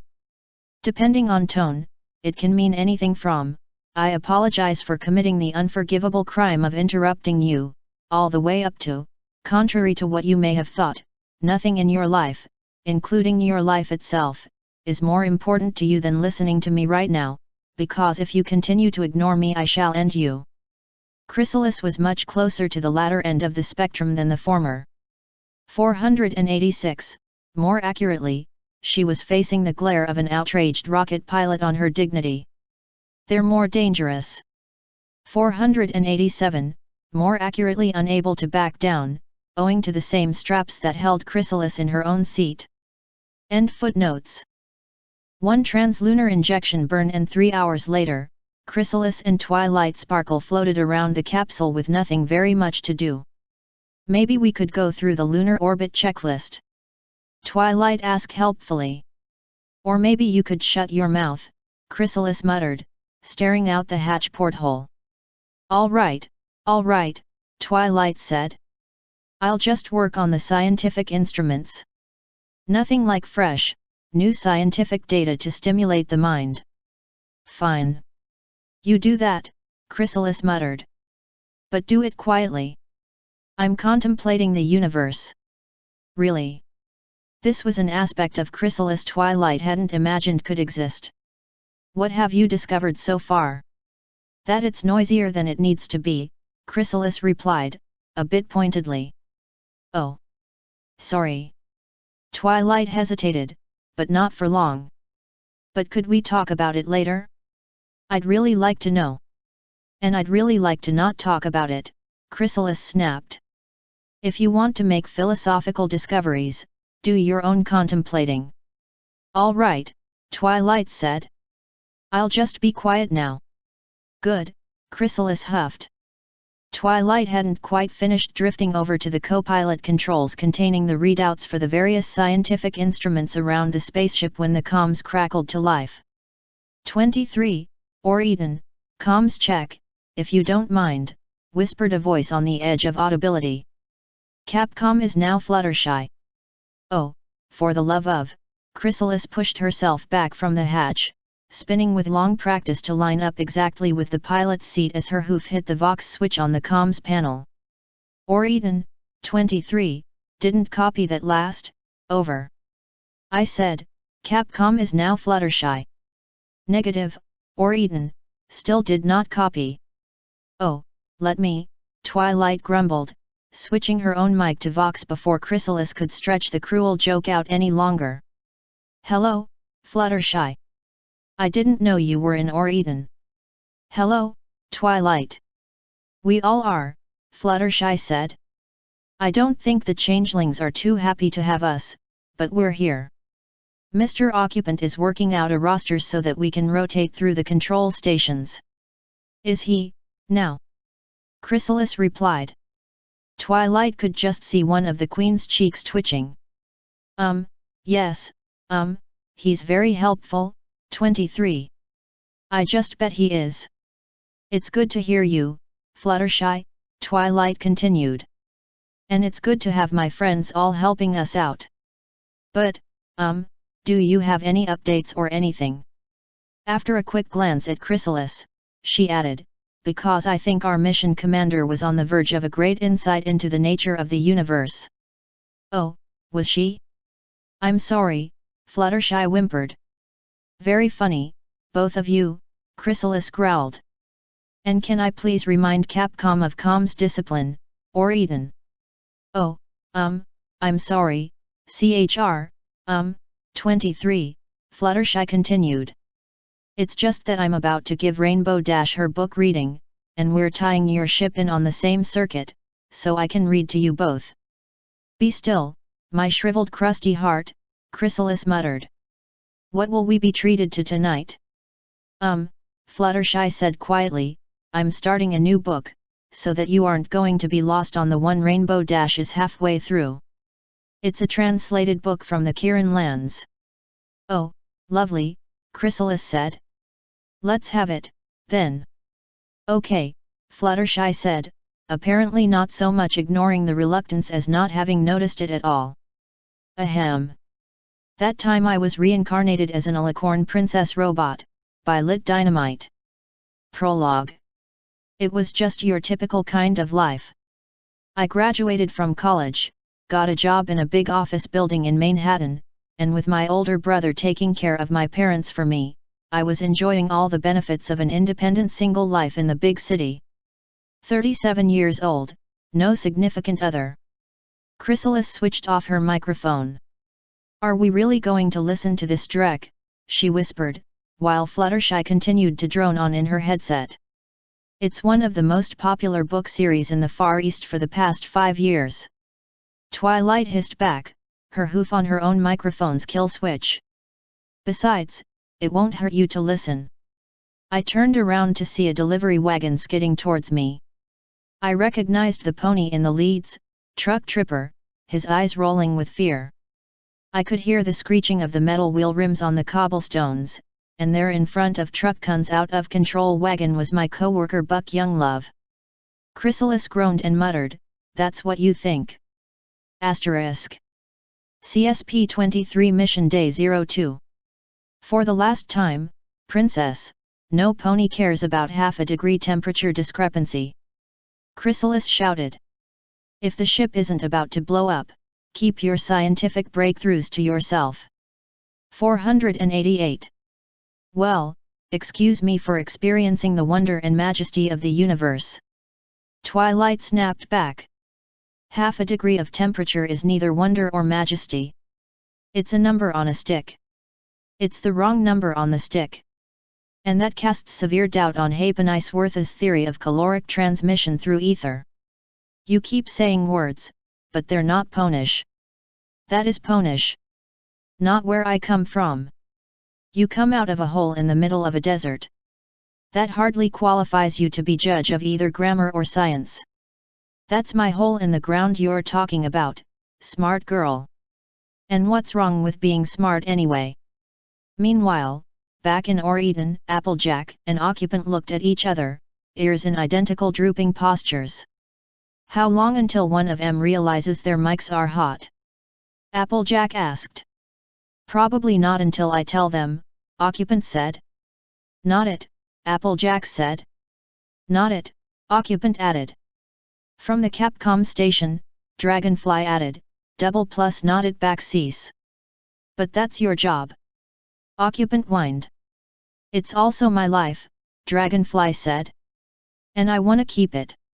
Occupant and Applejack looked at each other again. Well, somebody has to tell em, Applejack said. Yeah, Occupant said. If this keeps up, the reporters are going to run out of note paper. Up in the press gallery, the scribbling intensified. Asterisk. CSP-23 Mission Day 03. The next thing I knew, I realized that the four dwarves were all staring at me. I don't like being stared at. What are they expecting from me? I'm just a robot, you know. Here it comes, Chrysalis muttered. Hey! Rainbow Dash's voice cut across the channel. Don't interrupt the reading. Well, this is the point where the main character, this Robberoo, does something impossible, right? Chrysalis asked. Can we take it as read and skip ahead? I want to hear more about this evil vizier the dwarves were talking about. I'll bet you skip ahead to the end of every Daring Do book, too. Rainbow Dash's raspy voice barked. Why shouldn't I? Chrysalis asked. You read one Daring Do book, you've read them all. What did you say? Twilight Sparkle put her head in her hooves and moaned, it's going to be a long flight back home, isn't it? A soft voice echoed over the comms, this section's only got a page or so to go, and then we'll be done for the night, if you don't mind, please. Asterisk. CSP-23 Mission Day 04. 23. We show a slight prograde burn at your periapsis will set you up to intercept Amakitas with a closest approach of 0.4 km, Cherry Berry's voice said inside the headsets of pilot and passenger alike. Copy, Oregon, Chrysalis said. A nearly perfect orbital insertion burn had put the rescue ship almost perfectly level with Amakitas's altitude and orbital plane.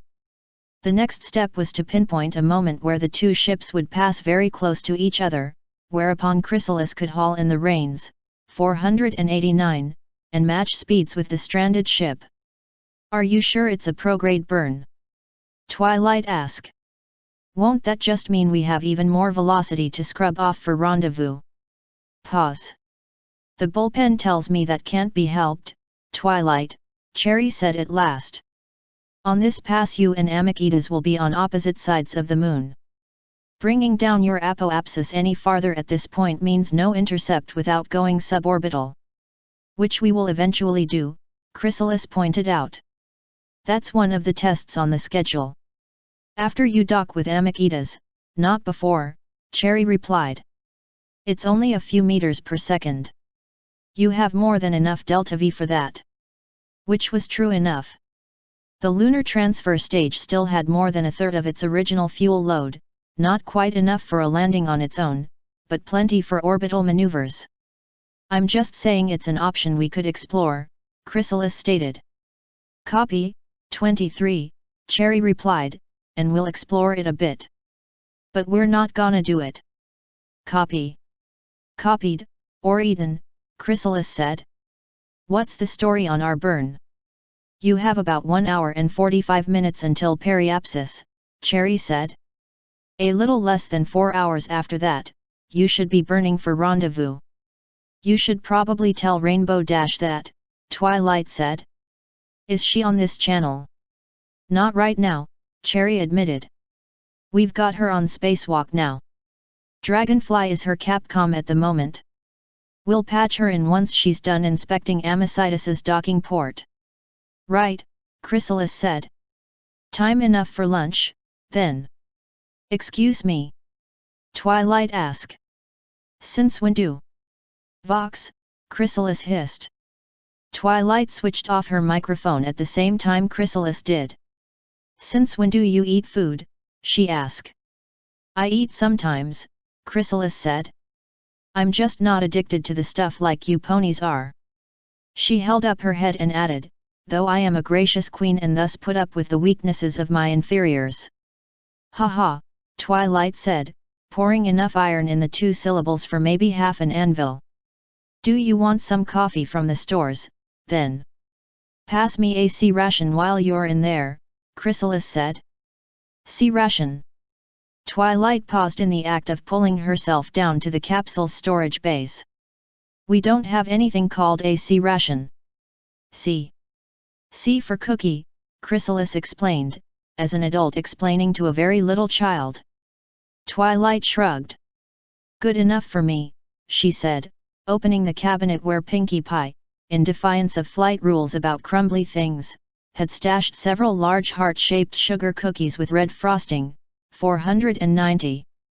Footnotes 488, this was on a hot mic, and so later Chrysalis would have ample opportunities to berate herself for saying something like that in public to the single brightest idiot genius of the last century, if not the entire history of Equestria and every country around it. 489, Equestria and the other civilized peoples, if you count the changelings as civilized, did have a few devices with brakes installed, but not enough for hit the brakes to be a popular metaphor for slowing down. Reins, on the other hoof, were universal wherever you had wagons or trains large enough to require pony teams and a driver to control them. 490, Strawberry flavor. Cherry Berry wouldn't have raided the ship stores prior to launch even if they were cherry flavored, but Pinkie Pie hadn't wanted her to even be tempted. End footnotes. ESA 13 Mission Day 20, still CSA 23 Mission Day 04. Rainbow Dash floated along the length of Amicitus, giving the flattened tube with fins a careful look over from above. 491, everything seemed in order, especially the docking port which, in just a few hours, would need to link up with an identical docking port on the nose of the Changeling moon lander. And that fact still, after almost 2 weeks, galled Rainbow Dash no end. Rescued by Chrysalis. She fumed silently as she nudged the controls on her suit's thruster pack. I know Twilight was under a lot of pressure, but really, what was she thinking?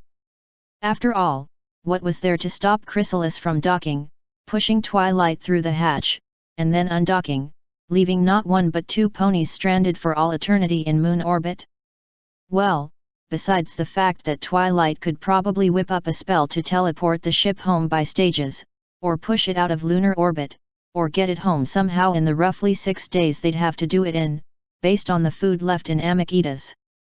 And then Chrysalis would have to deal with the wrath of 6 reunited elements of harmony, plus 3 other princesses who would be ready to sing line and verse out of the old Yakistan smash hit song book, 492.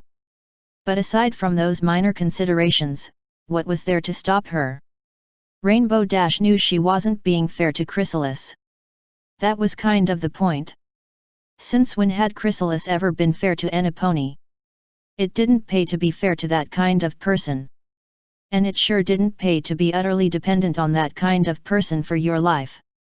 But, well, the fact was, the decision had been made, and there wasn't much Rainbow Dash could do about it.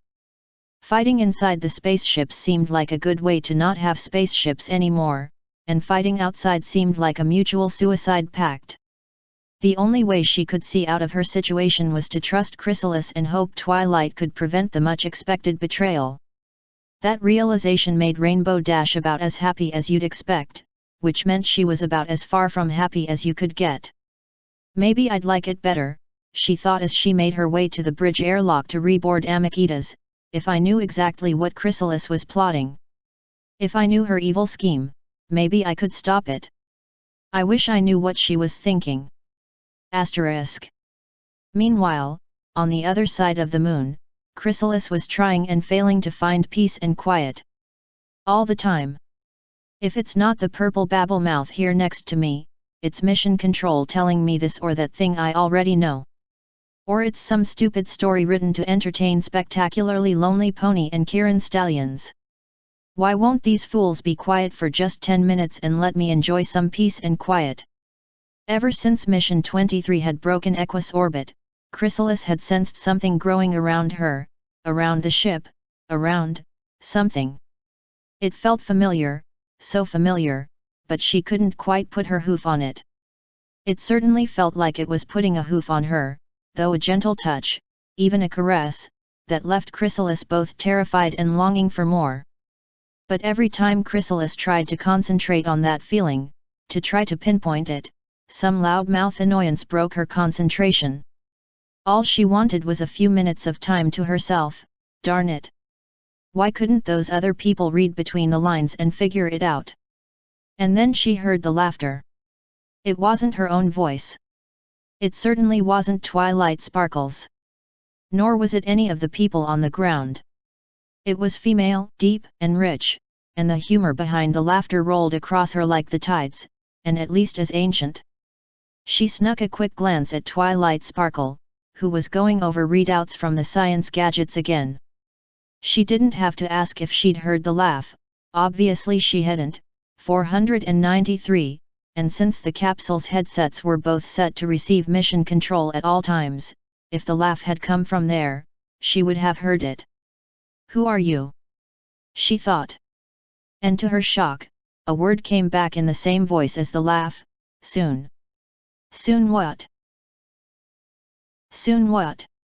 Laughter and voice were gone, and the sensation of the gentle touch faded almost, but not quite, to nothing again. Chrysalis snorted. Soon, she muttered. Something wrong? Twilight asked, looking up from the science stuff. Soon we can get this stupid rescue over with, Chrysalis said, careful not to give the slightest indication she was covering up for anything. You didn't have to come, Your Majesty, Twilight snapped back. But I'm rescuing my friend, and I don't find that a stupid thing at all. No.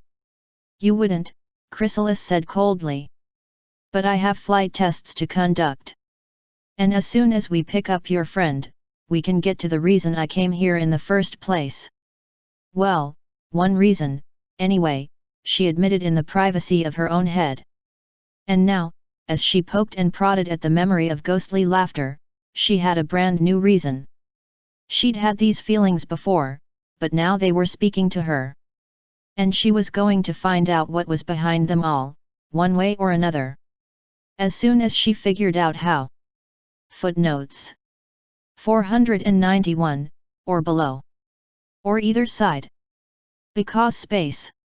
492, in Yakyakistan, smash hit has never been a metaphor. 493, asking people around you if they heard the laughter only you could hear seemed to Chrysalis an excellent way to get committed. In fact, several of her subjects had used that very tactic to dispose of some nosy pony getting a little too close to sensitive hive matters.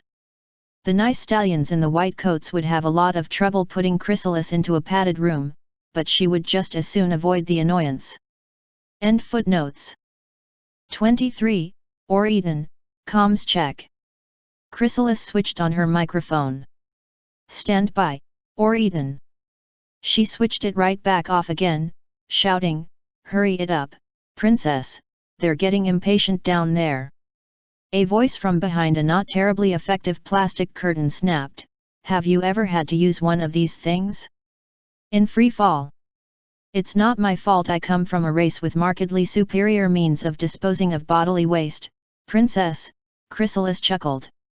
"But we are coming up on our intercept." A groan came from the other side of the curtain. 494, "I'm hurrying, already. Why didn't Cherry Berry say anything about constipation?" A minute later Twilight Sparkle shoved the curtain back into its cabinet and shut the lid on the toilet, throwing the lever that clamped the lid on, and hit the switch venting the contents into space. "There," she said. "How long until closest approach?" "Computer says less than 2 minutes, Chrysalis said. "We're about 7 kilometers out and approaching at a relative speed of 63 meters per second. "What? Why didn't you tell me?" Twilight rushed to get back into the co-pilot seat. "We need to brake and adjust trajectory right now." "No hurry," Chrysalis purred. With a flick of her hoof she reactivated the outgoing comms system. "Eden, 23, secure from private time." "It's about time, 23. Cherry Berry's voice couldn't choose between frantic or furious, most unusual for Little Miss Perfect Pilot. "You need to be on braking burn right now." "Copy, Eden," Chrysalis said, drawling out her words in the way Twilight was beginning to recognize as pilotis. "Orienting for deceleration burn now." The stars, sun, and the huge dark grey stretch of the night side of the moon traded places in the tiny windows of the capsule. As the ship tumbled, Twilight looked at Chrysalis and asked, "Are you actually trying to wind me up?" "Because it's working." "Vox," Chrysalis muttered. She looked at the nav ball, which now showed the retrograde relative to target marker and the this way away from ship marker close to, but not touching, each other. "Lining up the precise burn now. 2 kilometers and closing." "Copy 2K, Eden." Chrysalis's eyes never left the nav ball. Her hooves made small twitches on the flight yoke. 1.8. 1.6. 1.4. Twilight's voice rose with each call-out. "I think we can burn now." At just under 1100 meters distance Chrysalis's hoof dropped to the throttle and eased it forward to 25%. The ship bucked to life, rocking up and around as the Queen matched speeds with the target ship, constantly jockeying to bring the ship closer to its target. The distance to target readout on the computer dropped rapidly, 700 meters, 500, 400, 300, 250. At 210 meters Chrysalis shut the engines down again. "Approaching target at 6 meters per second, she said. "Closest approach at less than 100 meters. "Confirmed, 23, Cherry Berry said in a somewhat calmer voice. "But next time how about easing the ship in, We don't really know how much damage rocket thrust can do to another spaceship." 495. "I was never pointed directly at the target, Eden," Chrysalis said. "So no need to worry. I'm going to fly by the target. Its belly is turned to us." "Roger that," Cherry replied. "Amakitas, be ready to orient on 23 once it flies by." "Roger, Eden," Rainbow Dash called out. "All right, 23, you are go to fly by Amakitas and match speeds for docking." "Already doing, Eden." Chrysalis glanced at the nav ball, where the retrograde marker and anti-target markers were separating from each other quickly. "Looks like no danger of collision. 90 meters and closing. Looks safe from here, too, 23, Cherry said. "You'll pass just under and in front of Amacitus's nose." "Copy that." Twilight sat in silence and waited as the distance to target dropped, then slowed, then finally bottomed out at 22 meters distance. As it began rising again Chrysalis's hoof returned to the throttle, opening it up only a tiny fraction to slow the ship. To Twilight the engine only sounded like someone spraying a tin shed with a hose. Visual on CSP-23, Rainbow Dash's voice called. Twilight wished she could say likewise, but none of the capsule's windows pointed at a useful angle for seeing the ship she'd designed and sent off into space, with her friend inside. And, shut down. The throttle clicked closed as Chrysalis reached up to switch on the reaction control systems. Ready to target Amicitus's docking port as soon as it's halfway pointed at me. Stand by, 23, Rainbow Dash said. Maneuver in progress. Amicitus, we show your solar panel still extended, Cherry said. You need to bring that in to clear the docking port. Way ahead of you, or eaten. Rainbow Dash's voice called. Emergency solar array retracting. Reaction wheels hot, RCS active. Pitching down. After a couple of seconds, Chrysalis said, computer has signal from docking port. Roger, 23. Stabilizing. Rainbow Dash went silent for a moment or two longer, then added, try not to put too many dents into my ship. I want it in one piece for the retrieval mission. Fat chance, Chrysalis murmured under her breath, and Twilight shot her a glare. The Queen didn't even notice, continuing in full voice, target lock on docking port. Rescue ship attitude go for dock. Orienting for docking run. Twilight flinched as loud banging noises filled the capsule. She'd known the thrusters were loud in atmosphere, but standing outside the craft on the ground during a burn test was nothing at all compared to being inside in space while they fired. And they were firing a lot. Chrysalis burned through monoprop by the hoofful as she worked to get the fuel-heavy rescue capsule aimed and moving directly at the unseen docking port. After several seconds she reached up, switched the RCS off, and said, approaching target, 0.3 meters per second. Copy, 23, Cherry said over the comms. By the way, I want to make a few announcements. Ad Astra of the Royal Astronomical Society is cutting checks to ESA for first spacewalk in orbit of the Moon and to both ESA and CSP for conducting the first ship-to-ship rendezvous in lunar orbit. And there's more money coming when you finish this docking. Copy, or eaten, Chrysalis said without emotion. She reached up again to activate RCS, made a few more burns, then said, 0.3 at 30. Copy. By the way, 23, check your nav ball. Wouldn't it help if your ship was actually pointed at target? Twilight noticed Chrysalis's body absolutely freeze in place for a moment, just a moment. I'll defer to the experts on that one, she said at last, drawling it out. Yes, Twilight spoke up.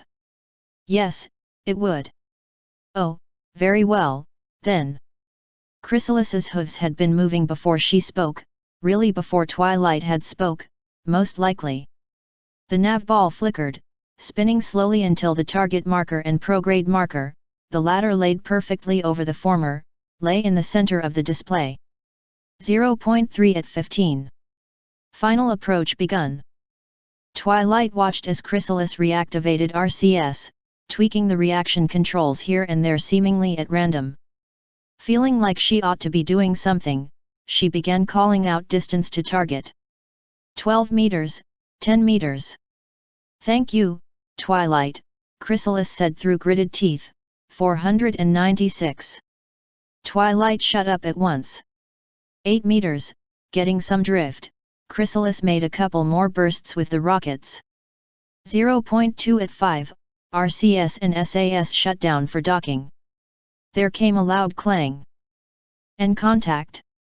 Chrysalis cheered. Negative. Twilight countered. Red light on dock. No capture, repeat no capture. What? Chrysalis looked at the controls, noticing the slowly growing distance between ship and ship. I did it right, she snapped, cool, calm facade broken. That would have worked every day in the simulator. Where are the magnets? Where are your stupid magnets, princess? I don't know. Maybe you just missed. Twilight snapped back. Well, how about you don't miss again, hey? Rainbow Dash contributed. For 0.2 meters speed, it sounded like a steam train hitting the hab deck. All ships, or Eden, comms discipline. Cherry Berry's squeak carried a crack like a whip through it. All of you, take a deep breath and get professional about this. We're going to have to do this again. Well, no, Twilight watched Chrysalis take a deep breath. When she let it out again, the comm pilot persona was back in control of the Queen's face. She snapped both the SAS and RCS back on, popping a few short bursts of thruster fire. Zero velocity at 10 meters, she said. Preparing for second docking attempt. Copy, 23, Cherry replied. Amakitas, how's your atmosphere? Full pressure, no leaks, Rainbow Dash replied immediately. Meanwhile Chrysalis fired the RCS a bit more, then muttered, aborting approach. Didn't have the alignment. Backing up for a better run-up. Take your time, Cherry Berry said. Do what you have to. But get it right. Roger. Chrysalis popped the RCS a few more times. 0.2 at 12 meters, she said, and then went silent, with the very occasional pop of thrusters producing the only sound in the capsule, 497. 2 meters, RCS off. Chrysalis said suddenly, removing her hooves from the controls. Clang. And, no. She switched the RCS back on, immediately firing the thrusters forward again. 0 at 1.9 meters. We should be feeling the electromagnets by now. Did you make contact square on? Twilight asked. Princess, that time I hit it more square on than any time we did it in The Sims. Chrysalis said. And it just is not working. This is not my fault. All right, 23, let's work the problem, Cherry said over the comms. Systems check on docking systems. 23. Princess. Chrysalis asked. I'm pretty sure that's on your side. Right, Twilight said, scanning the controls in front of her. Docking system, all green on our side. Plenty of power, no warning indicators. Copy. Amakitas, docking systems check. I'm not seeing any warning lights over here, either. Rainbow Dash said. So it must be, her voice trailed off, and after a few moments it came back, much chastened. Because I had the system deactivated to save power. Whoops. My bad. Chrysalis gave Twilight a little glance that didn't scream so much as say in a quiet, matter-of-fact manner, I know this is not actually your fault, but I still blame you for this. Aloud she said, belay action, Amakitas. Let us back off from you before you reactivate your systems. The Sims weren't kind to us when we had two docking ships improperly aligned.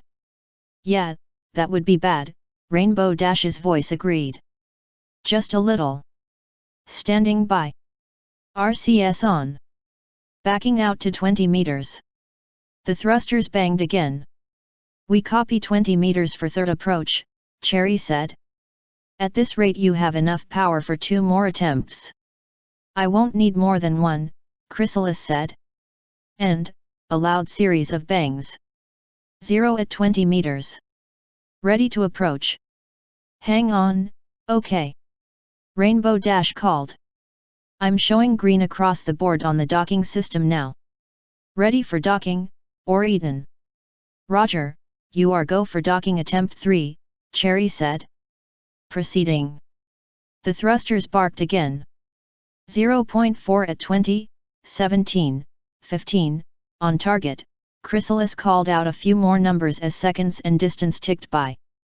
7 meters, on target, her hooves hovered above the controls, shaking a little bit to Twilight's eyes. 4, 3 meters, RCS off. Clang chunk. The ship wobbled and shook. Whoa. Rainbow Dash's voice flooded the comms. Get that ship under control. Soft capture, Chrysalis said calmly. SAS off. SAS on. SAS off, and under her voice she murmured just barely loud enough for Twilight to hear, "Catch, you stupid pony-cobbled piece of..." Clang clack. Chunk. The green light for a hard capture and confirmed dock lit up on the control panel. "We have hard capture," Chrysalis said triumphantly. "Eden, Baltimore, this is Changeling Space Program Mission 23, we have Amakitas, repeat we have Amakitas." "Swell, 23, Rainbow Dash growled. "Now how about we get these hatches unduged, hey? And why should I open my door to you?" Chrysalis asked, more than a little tease in her voice. "You weren't very welcoming just now. I can't help it if my ship wants to be rescued by you even less than I do." "Rainbow Dash!" Twilight shouted. "The world is watching us." "That's right, ladies and gentle ponies," Chrysalis said, not bothering to hide her smile. "The top diplomats of Equestria, hard at work." "Ugh!" Twilight groaned, holding her face in her hooves. "It would be a very long flight home." Footnotes 494, ever since Gordon the Griffin first ralphed in full view of the Griffin space program's telepresence projection, and all the media cameras recording it, the system was changed so when the astronauts fully shut off their microphones, it also shuts off all internal views of the spacecraft via telepresence. Obviously this became standard procedure for dealing with bathroom breaks, especially during Cherry Berry's Minmus flight. Although the plastic curtain helped a little with privacy, its main purpose was to keep droplets of various kinds from escaping the reach of the new suction toilet. For smells, of course, it did very little, and for sounds nothing whatever. It was fortunate for both crew members that Chrysalis found the princess's regular moments of bathroom humiliation hilarious rather than both disgusting and annoying. 495, in our world the answer is plenty. However, space components that have officially been insured by Lloyds of Trottingham as foolproof, waterproof, foolproof, changeling-proof and yak-resistant tend to stand up to anything short of a full-blast rocket burn at point-blank range. 496, on Earth the Western legends of fairies and elves claim that saying thank you to such a creature is a dismissal. Certainly nobles and aristocrats used it as such with their inferiors, usually as a polite but firm order to shut up and butt out. The ponies had no legends of elves as such, but they understood what a sharp thank you meant, even one as sheltered and bookish as Twilight Sparkle. 497, not true, but the sounds of the air recirculation fans, the coolant pumps, and the dozen or so other sound-making things which kept the interior of the capsule habitable had faded into the background of Twilight Sparkle's mind.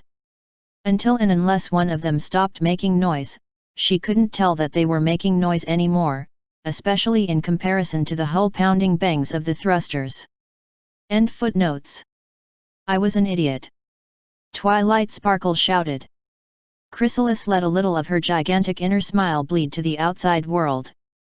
"No doubt," she said, "but possibly you could tell us what specifically you're an idiot about this time."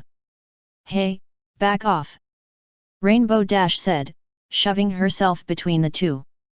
"When was the last time you designed a spaceship without paying someone to do it for you?" The three of them floated in their spacesuits, the interior of Amakitas depressurized so that Twilight Sparkle could remove the entire fuel system intake assembly from its hole in the engineering cabin. Thus Rainbow Dash's shove wasn't much of a shove, but it sent Chrysalis gently drifting back towards a bulkhead while the Pegasus's body carried on along its own new trajectory.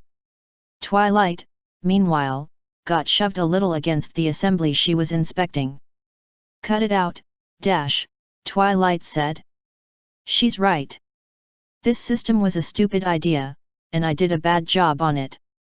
She held up the assembly, with its large outer valve and its complicated second valve behind it. "I thought I could adapt a simple air pressure valve for the purpose, with the second valve behind it to prevent cabin air from leaking out through the valve when the fuel pressure got too low." She pointed at the large valve with the slightly bent locking ring at one end, then at a smaller metal sphere a bit further along. "But the backup valve doesn't do anything about backflow from the fuel system, and when the outer valve got damaged, Totally not my fault. Rainbow Dash interjected. Then the only thing holding the fuel in was its own pressure, and when that pressure dropped, it found this weak point in the seal. She pointed to a tiny, eroded-looking bit on the red circle which formed the inside of the valve. And it started leaking, and the more it leaked the faster it leaked, and then all the fuel was in the compartment. Twilight's eyes rolled with panic as she pushed away the assembly and drifted over to Rainbow Dash. If there had been a spark in the cabin, the ship would have been destroyed. Oh, Dash! She reached forward and slowly wrapped her spacesuit-covered forehooves around her friend. I almost got you killed for a second time. Twilight, Rainbow Dash returned the hug for a moment, then pushed Twilight back a bit. No, Twilight, you didn't get me killed. Not even once. I volunteered for this, remember? I got into Flight 5 all by myself. And then after that, I kept bothering you and pushing you until you got back to work at Space Stuff. I knew it would be dangerous. But... Harump! The two ponies froze, then carefully pushed on one another so they could turn their suits to face Chrysalis. What the? Twilight said. Rainbow took one look and curled up laughing, suit shaking with every big, broad belly laugh.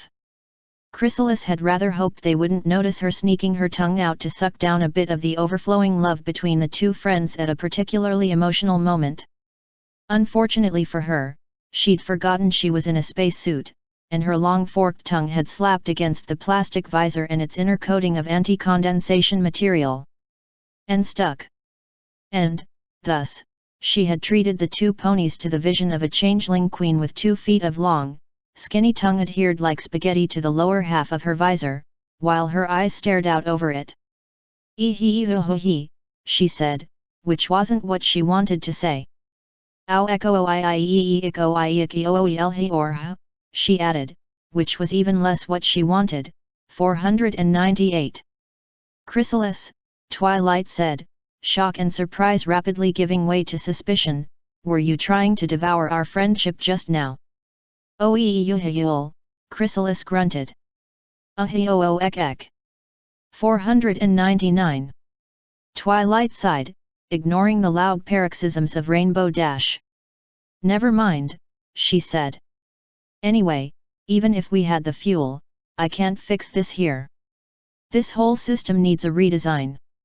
The oxygen valve too, it's built the same. We'll need to purge that system before we leave." Chrysalis shrugged. She wouldn't have had anything to add to that even if her tongue wasn't plastered to her helmet. "Anyway, I better get started." Twilight's magic reached out to the ship, and she used it to reorient herself before she caught the assembly in her magic. "Unless you have any questions." Chrysalis had tired of trying to grunt her messages. She settled for tapping her helmet while giving Twilight Sparkle as arch a look as she could manage. "Oh. Right." Twilight turned to face the refueling console. "I'll try to hurry this along, then." Oh. 501. Footnotes. 498, very funny. Now pressurize the ship so I can take this stupid helmet off. 499, only a little. What did you expect? 500, some people would argue that 500 footnotes is far too many for a non-academic work, especially one without a bibliography for attribution. As you can guess, the writer does not hold with this argument. 501, you do that. End footnotes. "You two get to have a meal," Chrysalis protested. "Why can't I?" "Because neither of us wants to end up a drained husk, that's why." Rainbow Dash snapped. "We remember what happened at the wedding." "I've been trying not to remember what happened at the wedding," Twilight Sparkle added in a more dangerous tone than Chrysalis could remember her ever using in her presence. "And you trying to feast on us doesn't help." "I wasn't going to feast," Chrysalis said defensively. "It was more like a quick snack." "Honest." Rainbow Dash snorted. "A likely story," she said. "Fine," Chrysalis said. "I'll just be looking out the window." The three of them were still in Amakitas. They'd made two things clear: neither one wanted to leave the ESA vessel until after they'd had a meal there, 502, and neither one of them would let Chrysalis back through the docking hatch before both of them were in the ship that was going home. Thus they sat in the bridge, Chrysalis in the co-pilot's seat, Rainbow Dash in the pilot's position, and Twilight Sparkle behind them both, watching for any sign of treachery. Despite the fact that Chrysalis genuinely, honestly hadn't intended to do more than slurp up ambient love when she got her tongue glued to her helmet, 503, she couldn't blame the ponies for their suspicion. But abandoning them in orbit would be saying, "I hereby declare war on Equestria. See you in 3 days, fools." That would be a wonderful way to guarantee a welcoming committee on splashdown, and a large prison for every last one of her subjects long before then.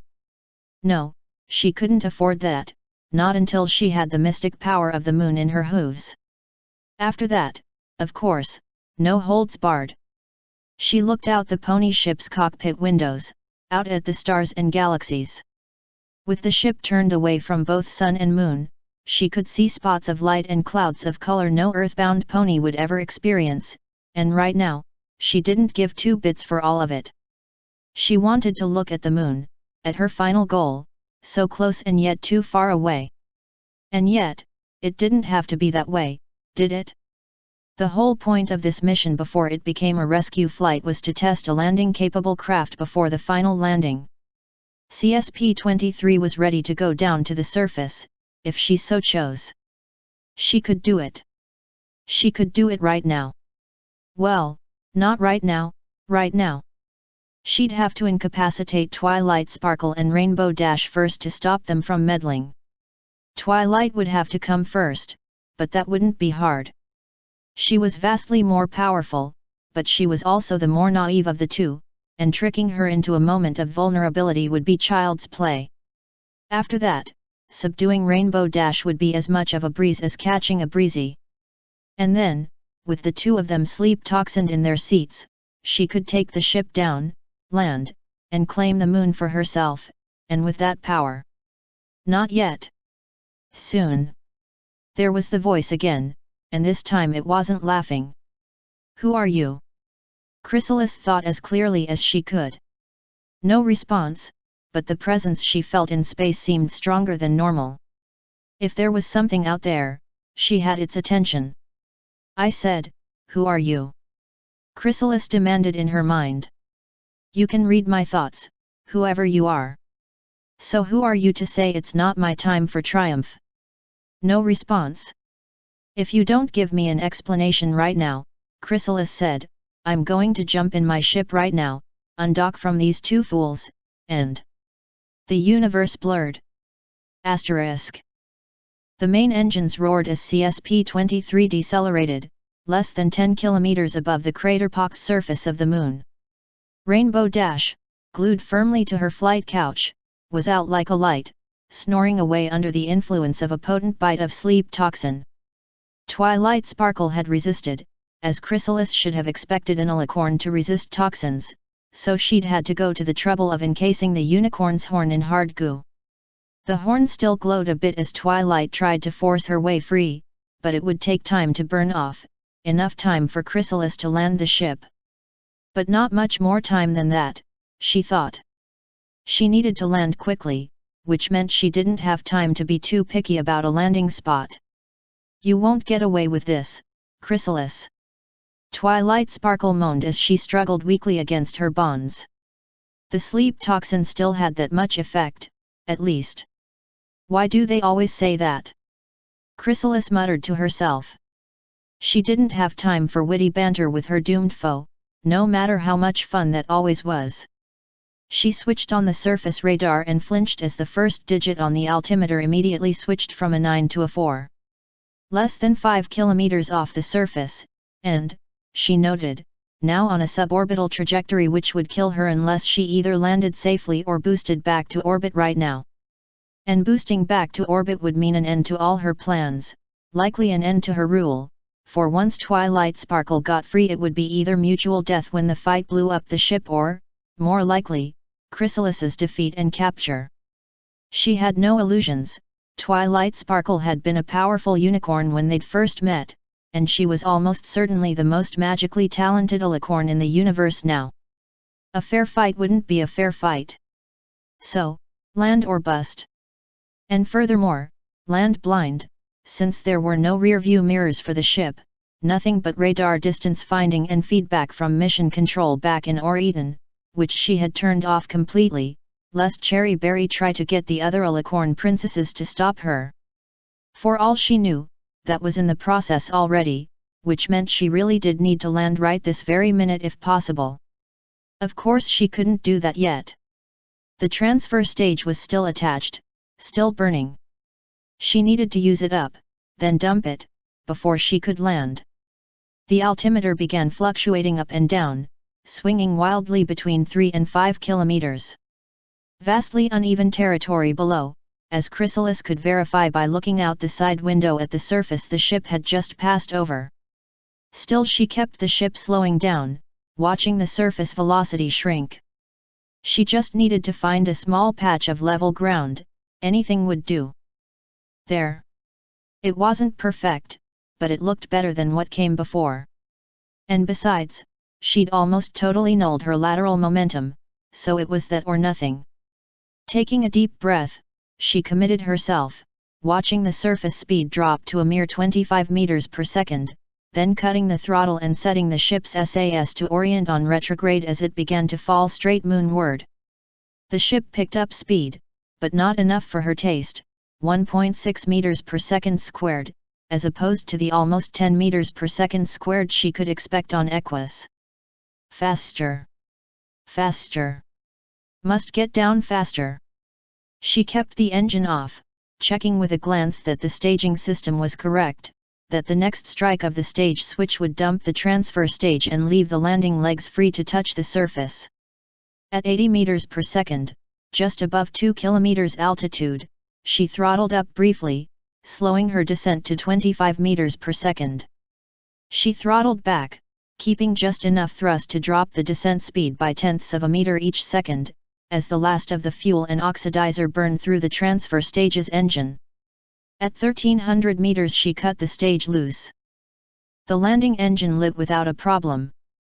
She shut it down immediately, letting the ship drift down below 800 before bringing it back up again. First a hard burst to get the speed back down below 25 meters per second, then slower.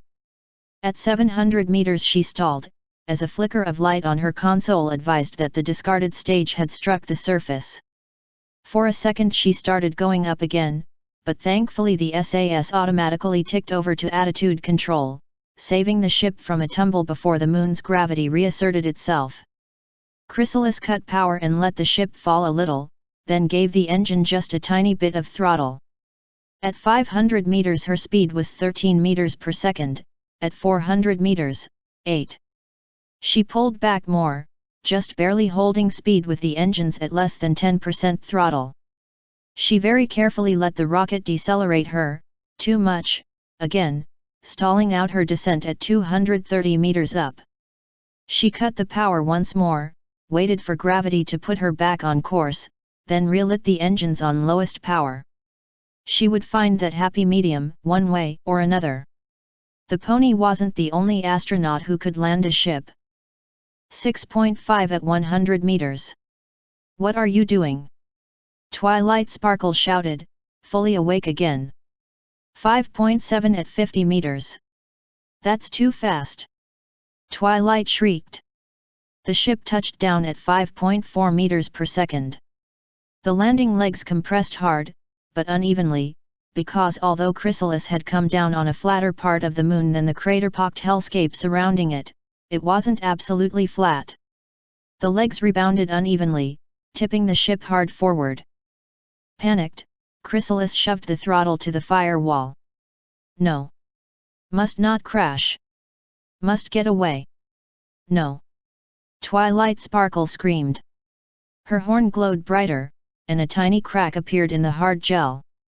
The ship took off, still tumbling, SAS unable to straighten it out. Chrysalis caught a glimpse of fractured rock and sand through the hatch window as the ship tumbled end over end, still at full throttle. Then there was a loud crunch, an even louder explosion, a moment of flame. And then so much darkness. Asterisk. Geez, Chrysalis, what was that for? Chrysalis's eyes opened. The darkness in front of her had stars in it, and nebulae, and the Milky Way. I think she fell asleep looking out the window, Twilight said. Are you all right? That was quite a scream. Yes, Chrysalis managed, her brain rushing to find some acceptable response. A nightmare, perhaps? If daydreams can become nightmares. I hope not, Rainbow Dash said firmly. Look, we're almost done eating anyway. How about we finish this in the other ship? Under her voice she added, the sooner we get away from Crazy Bug the better. I'm choosing to ignore that, Chrysalis said. But no, go ahead and finish. I need a moment first. Suit yourself, Rainbow Dash shrugged. Weirdo. As the two ponies finished raking out the dregs of their meal packs, Chrysalis stared out the cockpit window again. All right, voice, she thought, you made your point. But I'm coming back soon. And when I come back I will be prepared. Next time you won't stop me. Laughter, but softer and shorter than what Chrysalis had heard before, was her only response. I don't appreciate being mocked, Chrysalis thought. Whoever you are, after I've dealt with the ponies, you're next. Next time, the voice said, you will see all your wishes fulfilled. And then, almost instantly, the presence faded to as thin as Chrysalis could remember it, not absolutely gone, but definitely shifted elsewhere. All my wishes fulfilled, voice? Chrysalis thought. Well, yes, that is the plan. That's been the plan for the past 2 years. Time is almost up. Footnotes. 502, it was the one thing they could do to stretch out the time they had on their own ship, before they became passengers on a ship that not only belonged to a hostile power, but which was piloted by the very hostile ruler of that power. 503, removing the tongue had taken 20 minutes, a lot of magic, and eventually some alcohol from Amicitus's medical stores. This extra time spent aboard was not appreciated by any of the 3 astromares, who had been too busy with the difficult and unpleasant task to care. Chrysalis's helmet would be in danger of fogging up on the trip home, but at least she would be able to talk. End footnotes. CSP-23 Mission Day 05. And shutdown in 5, 4, 3, 2, 1. Shutdown. 23, we confirm shutdown, stable lunar orbit of 25 km with a deviation of less than 1 km. Good work. Of course it was. It was me doing it. Rainbow Dash thought she might gag. You didn't need to be a changeling to sense the smugness radiating out from the pilot's seat. Chrysalis had just finished the exact same maneuver which had left Rainbow Dash marooned around the moon for 2 weeks, except that this time there was a transfer stage still 20% full attached to the ship, plus a landing and return stage with its fuel tank absolutely untouched.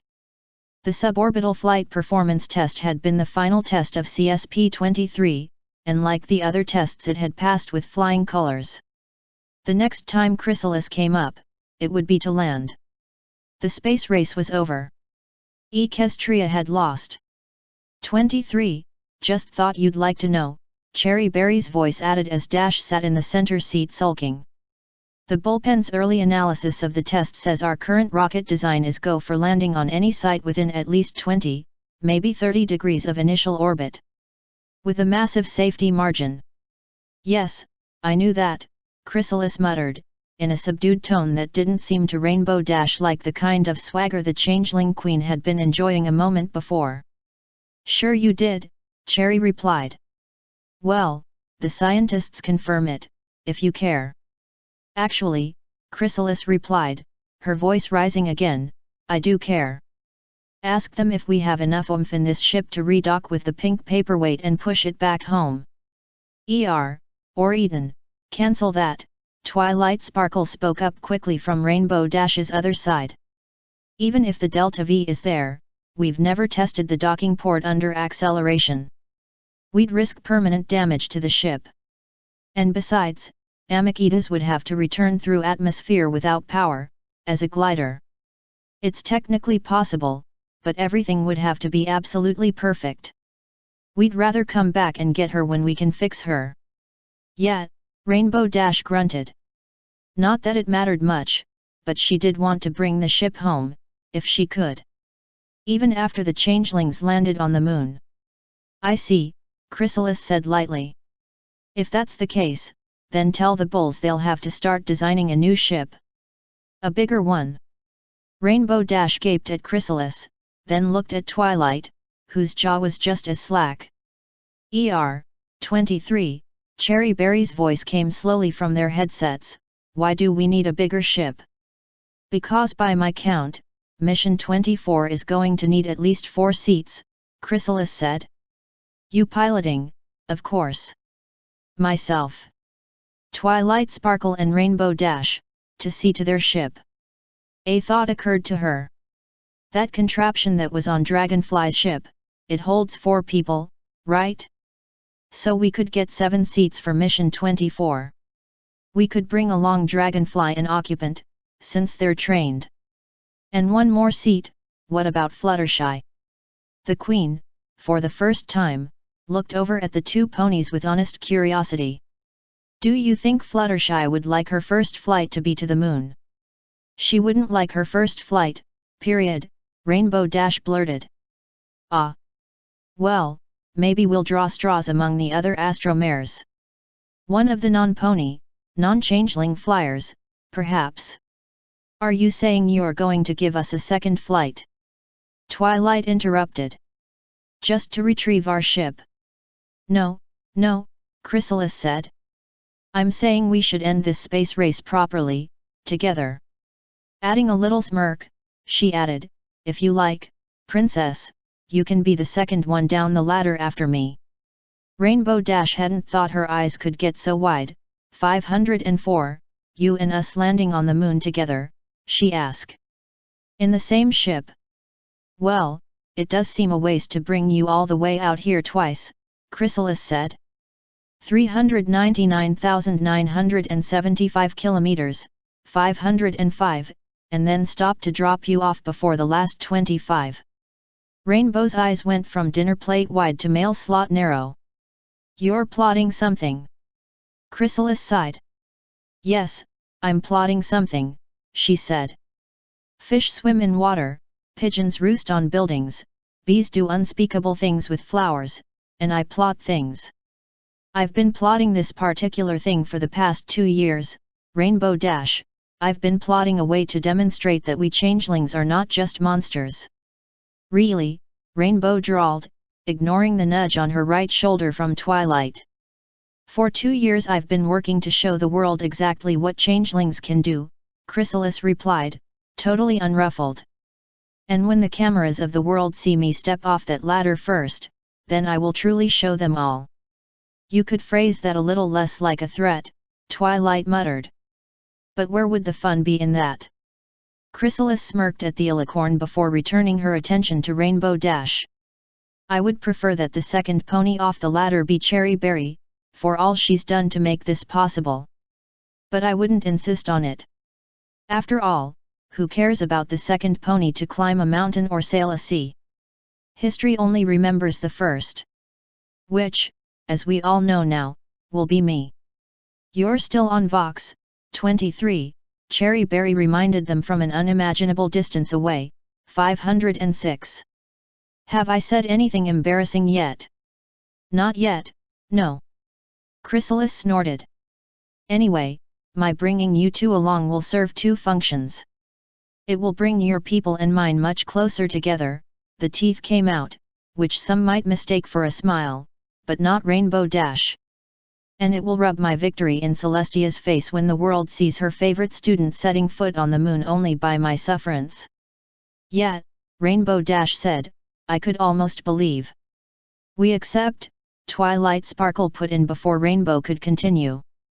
Rainbow looked at Twilight. Twilight? Really? Twilight put a hoof to her headset, as if to hold it steady. A single tap on an earpiece gave Rainbow a reminder, all of this was being heard by the world. Leaving aside the obvious gesture of friendship, she said, the possibilities for scientific advancement are incalculable.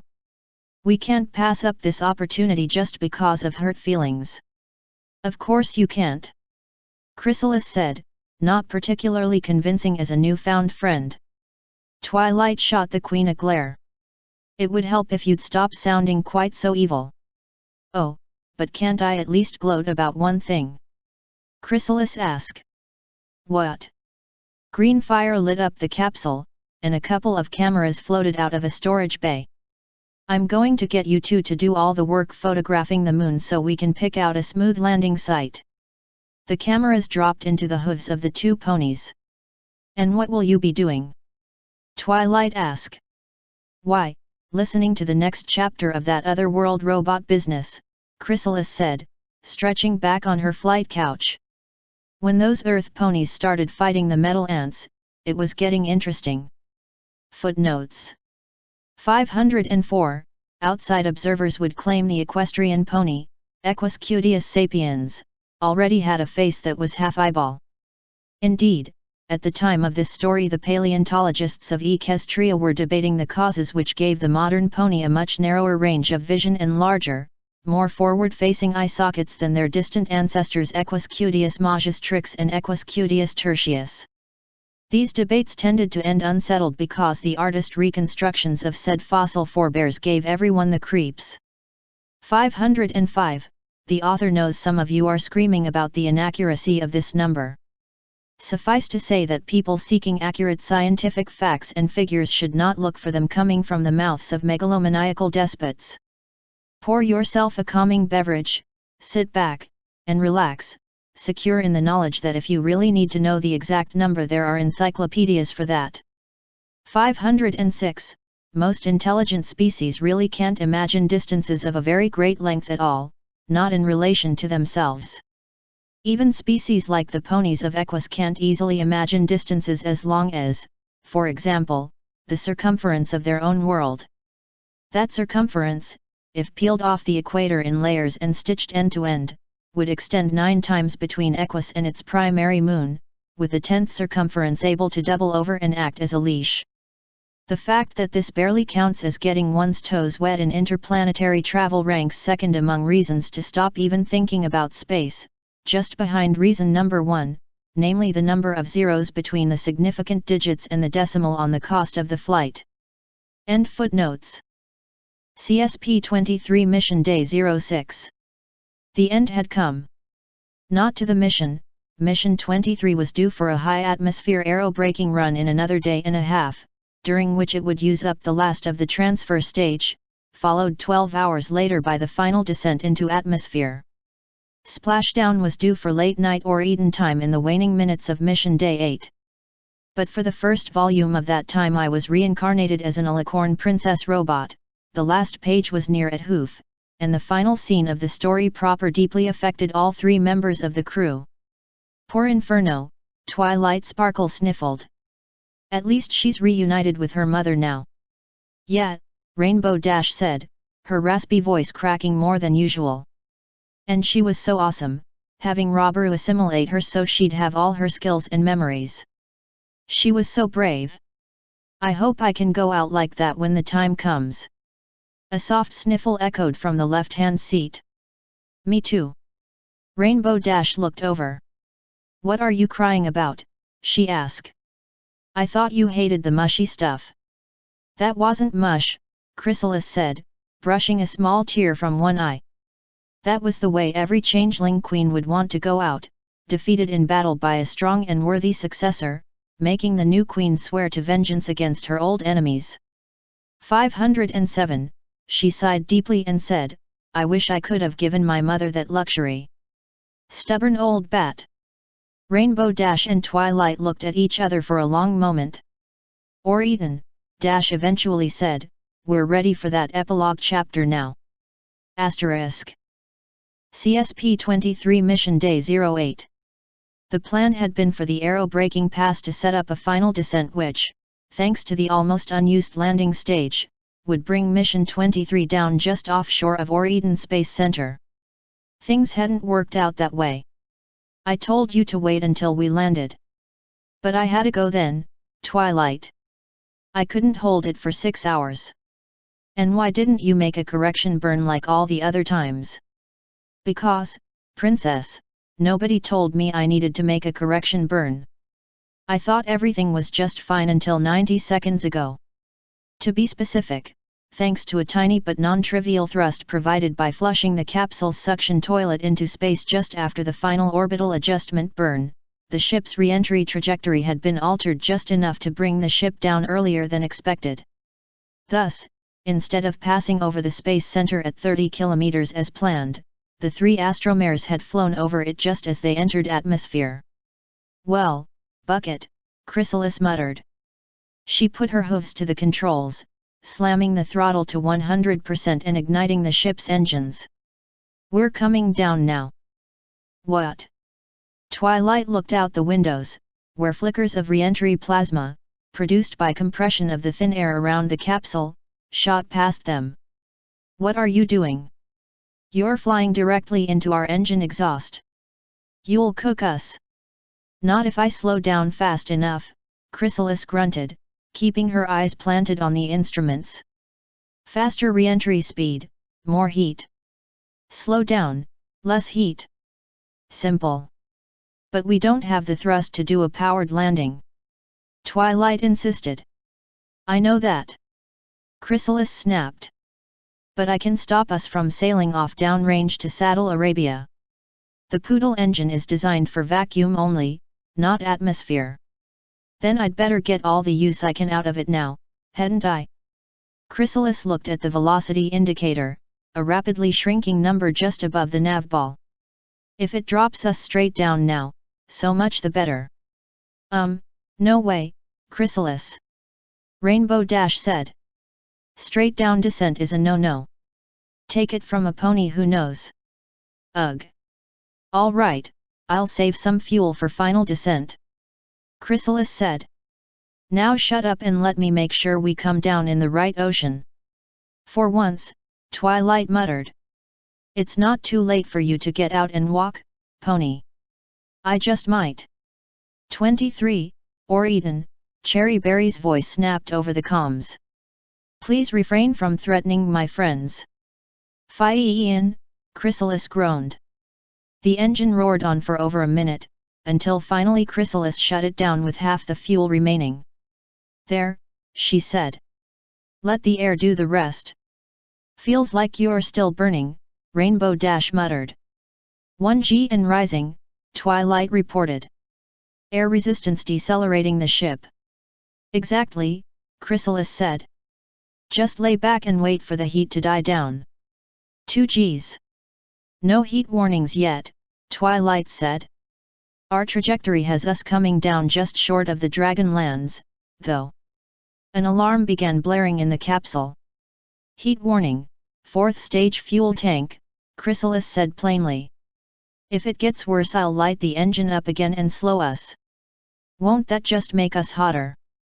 Rainbow Dash asked. Chrysalis looked at the airspeed indicator and said, doubt it. We're slowing down fast. We should be coming out of the plasma ball in less than a minute anyway. We're a lot lower than usual, Twilight pointed out. Denser air. And we're still going. The alarm klaxon began to echo. Heat warnings, landing legs 1, 2, 3, and 4, Chrysalis confirmed. Heat rising on the fuel tank, Twilight added. Fie-in, Chrysalis sighed again. Throttle to full. Once again plasma jetted out of the rocket engine, the exhaust smoke adding to the fireball that surrounded the ship. The G-force indicator rose to 5 Gs, pressing all 3 astronauts hard back in their couches. After a few seconds the heat klaxons stopped, then started, then stopped for good, leaving nothing but the roaring of wind outside and the rattling of the ship inside. There, Chrysalis grunted. Now we should, she grunted again as something took hold of the ship and began to rock it. 3.5 Gs and rising fast, ships wobbling, off course, what the hey? Lifting body effect, Twilight grunted out. Your ship isn't aerodynamically stable, with the engine bells still on. You mean, it's gonna flip nose first? Rainbow Dash grunted back as the G-meter continued to climb. No, it's not. Chrysalis snapped. Brace. Once more she slammed the throttle forward, and the force pushing them into their seats became Faust's heavy hoof itself, applying over 6 times the force of normal gravity for a moment before Chrysalis got the ship back on its proper attitude. Outside the ship, the plasma cone began to fade, leaving only the orange and red exhaust from the rocket. The G-meter began to drop from its peak, falling below 5 Gs, then below 4. And still the engine burned. Status, on parachutes. Chrysalis grunted. Red, Twilight called back. The engine continued to burn, as the last of the plasma faded into nothingness. 15K, Rainbow Dash gasped. Descent rate. I see it, Chrysalis grunted back. 14K. Parachutes. Red, Twilight said. 13K. Parachutes. Yellow, no, green. Twilight grunted. Green light on parachutes. Good. Chrysalis cut the engines, and the crushing forces became merely normal gravity, feeling a bit heavier than normal after 8 days of space. Rainbow Dash said, after a couple of moments of deep breaths, aren't you going to pop the chutes now? In a moment, Chrysalis purred. She reached up and hit the switch to lower the landing legs. The sound of 4 whirring motors echoed through the ship. What was that for? Rainbow Dash asked. We're coming down over water. You never know, Chrysalis said. 8 kilometers and descending, Twilight reminded them. No hurry, Chrysalis said. 5 kilometers will do. Is it me? Rainbow Dash asked, pointing to the nav ball, or is our airspeed starting to tick up again? Or now, Chrysalis said, hitting the staging button. Now works, too. 4 parachutes billowed out around the capsule, rocking it back and forth as they caught the air and decelerated the ship. 5 minutes later, the ship hit the water of the Celestial Ocean, the highest peaks of the Dragonlands just barely visible on the distant horizon. CSP-23 had come home. Footnote 507, Chrysalis was far less impressed by the epilogue, which had a lot of kindergarten stuff to her mind, all about Robaru experimenting with transforming into Inferno's flesh and blood unicorn body. Boring. Been there, done that. Why couldn't the writer just get on with the vengeance? End footnote. What is this? Chrysalis asked, as the large air chariot carrying the 3 space-suited astromares from the ocean landed not on the runway at Eden but, of all places, next to the fully illuminated launch pad. There, on the pad, sat a fresh 3-person Mark II capsule, with nothing else attached to it. Why aren't we going to the astronaut quarters? My bed is calling me. Public relations. Cherry Berry said cheerfully, waving a hoof at the army of ponies aiming their flashbulb cameras at the trio. Every pony wants a picture of the 3 brave astromares returned home after a great adventure. So, if you could stand right over there, next to the flag on the capsule. What? Chrysalis asked. Now. It's 3 in the morning. Well, of course now. Cherry insisted. Every pony's been waiting for this moment. You just rescued Rainbow Dash, flew within 10 kilometers of the moon, and then executed the most daring re-entry profile ever. You're heroes. Chrysalis looked around, and, yes, she could feel the admiration coming off the reporters and camera ponies just barely kept back from crushing the trio by a half-ring of Changeling security guards.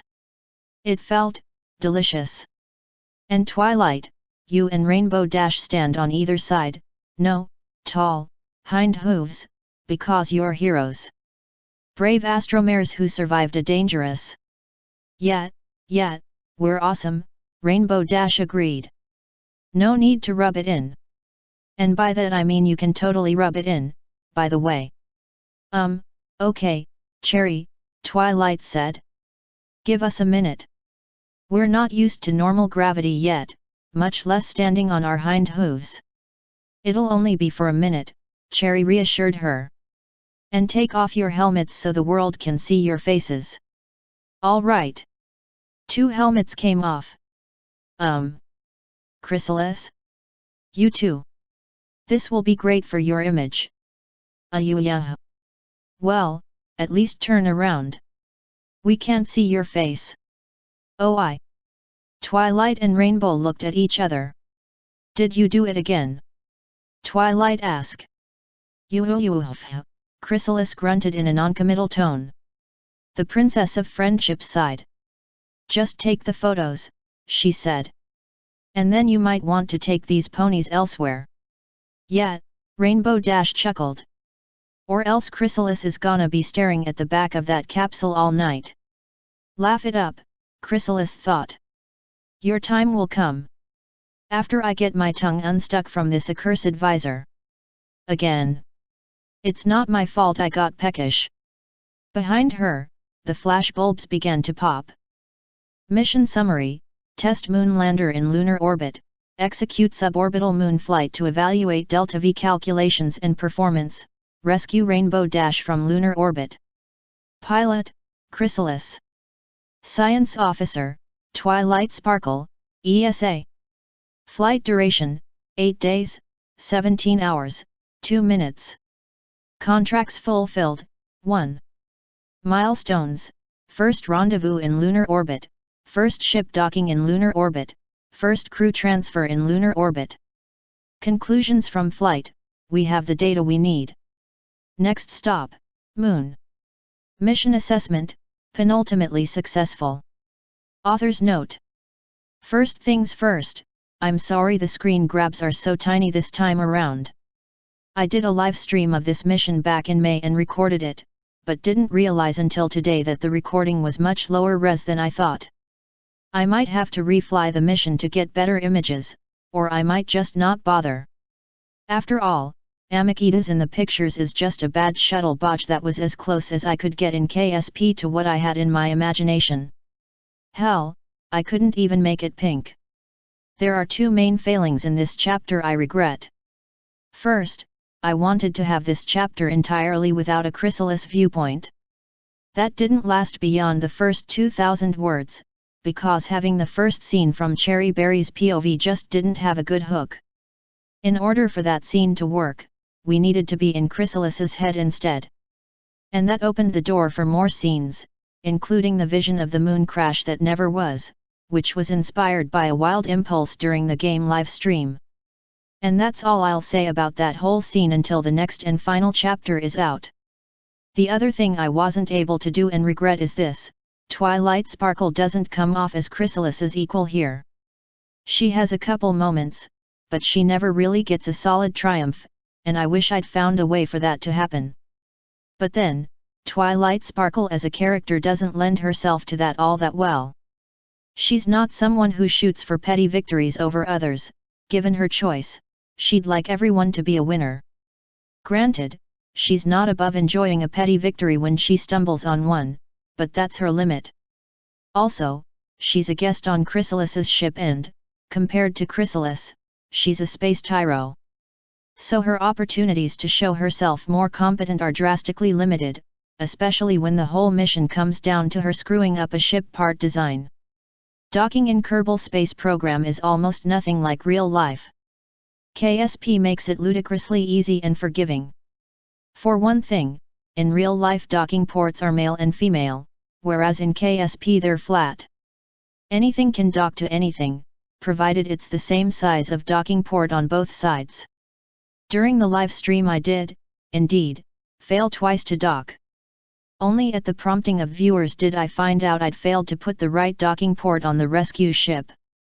I wanted to keep the bungles in the story, but I couldn't explain them away except by having one side's docking system deactivated.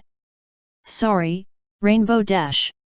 And even that doesn't make logical sense, because you'd think electromagnets would glomp onto any ferrous material, even if the target was not generating its own magnetic field. In fact, magnetic docking ports would just grab for the nearest metal, period, making actual docking almost impossible. So the more I go round this rabbit hole. Ugh, let's just move on.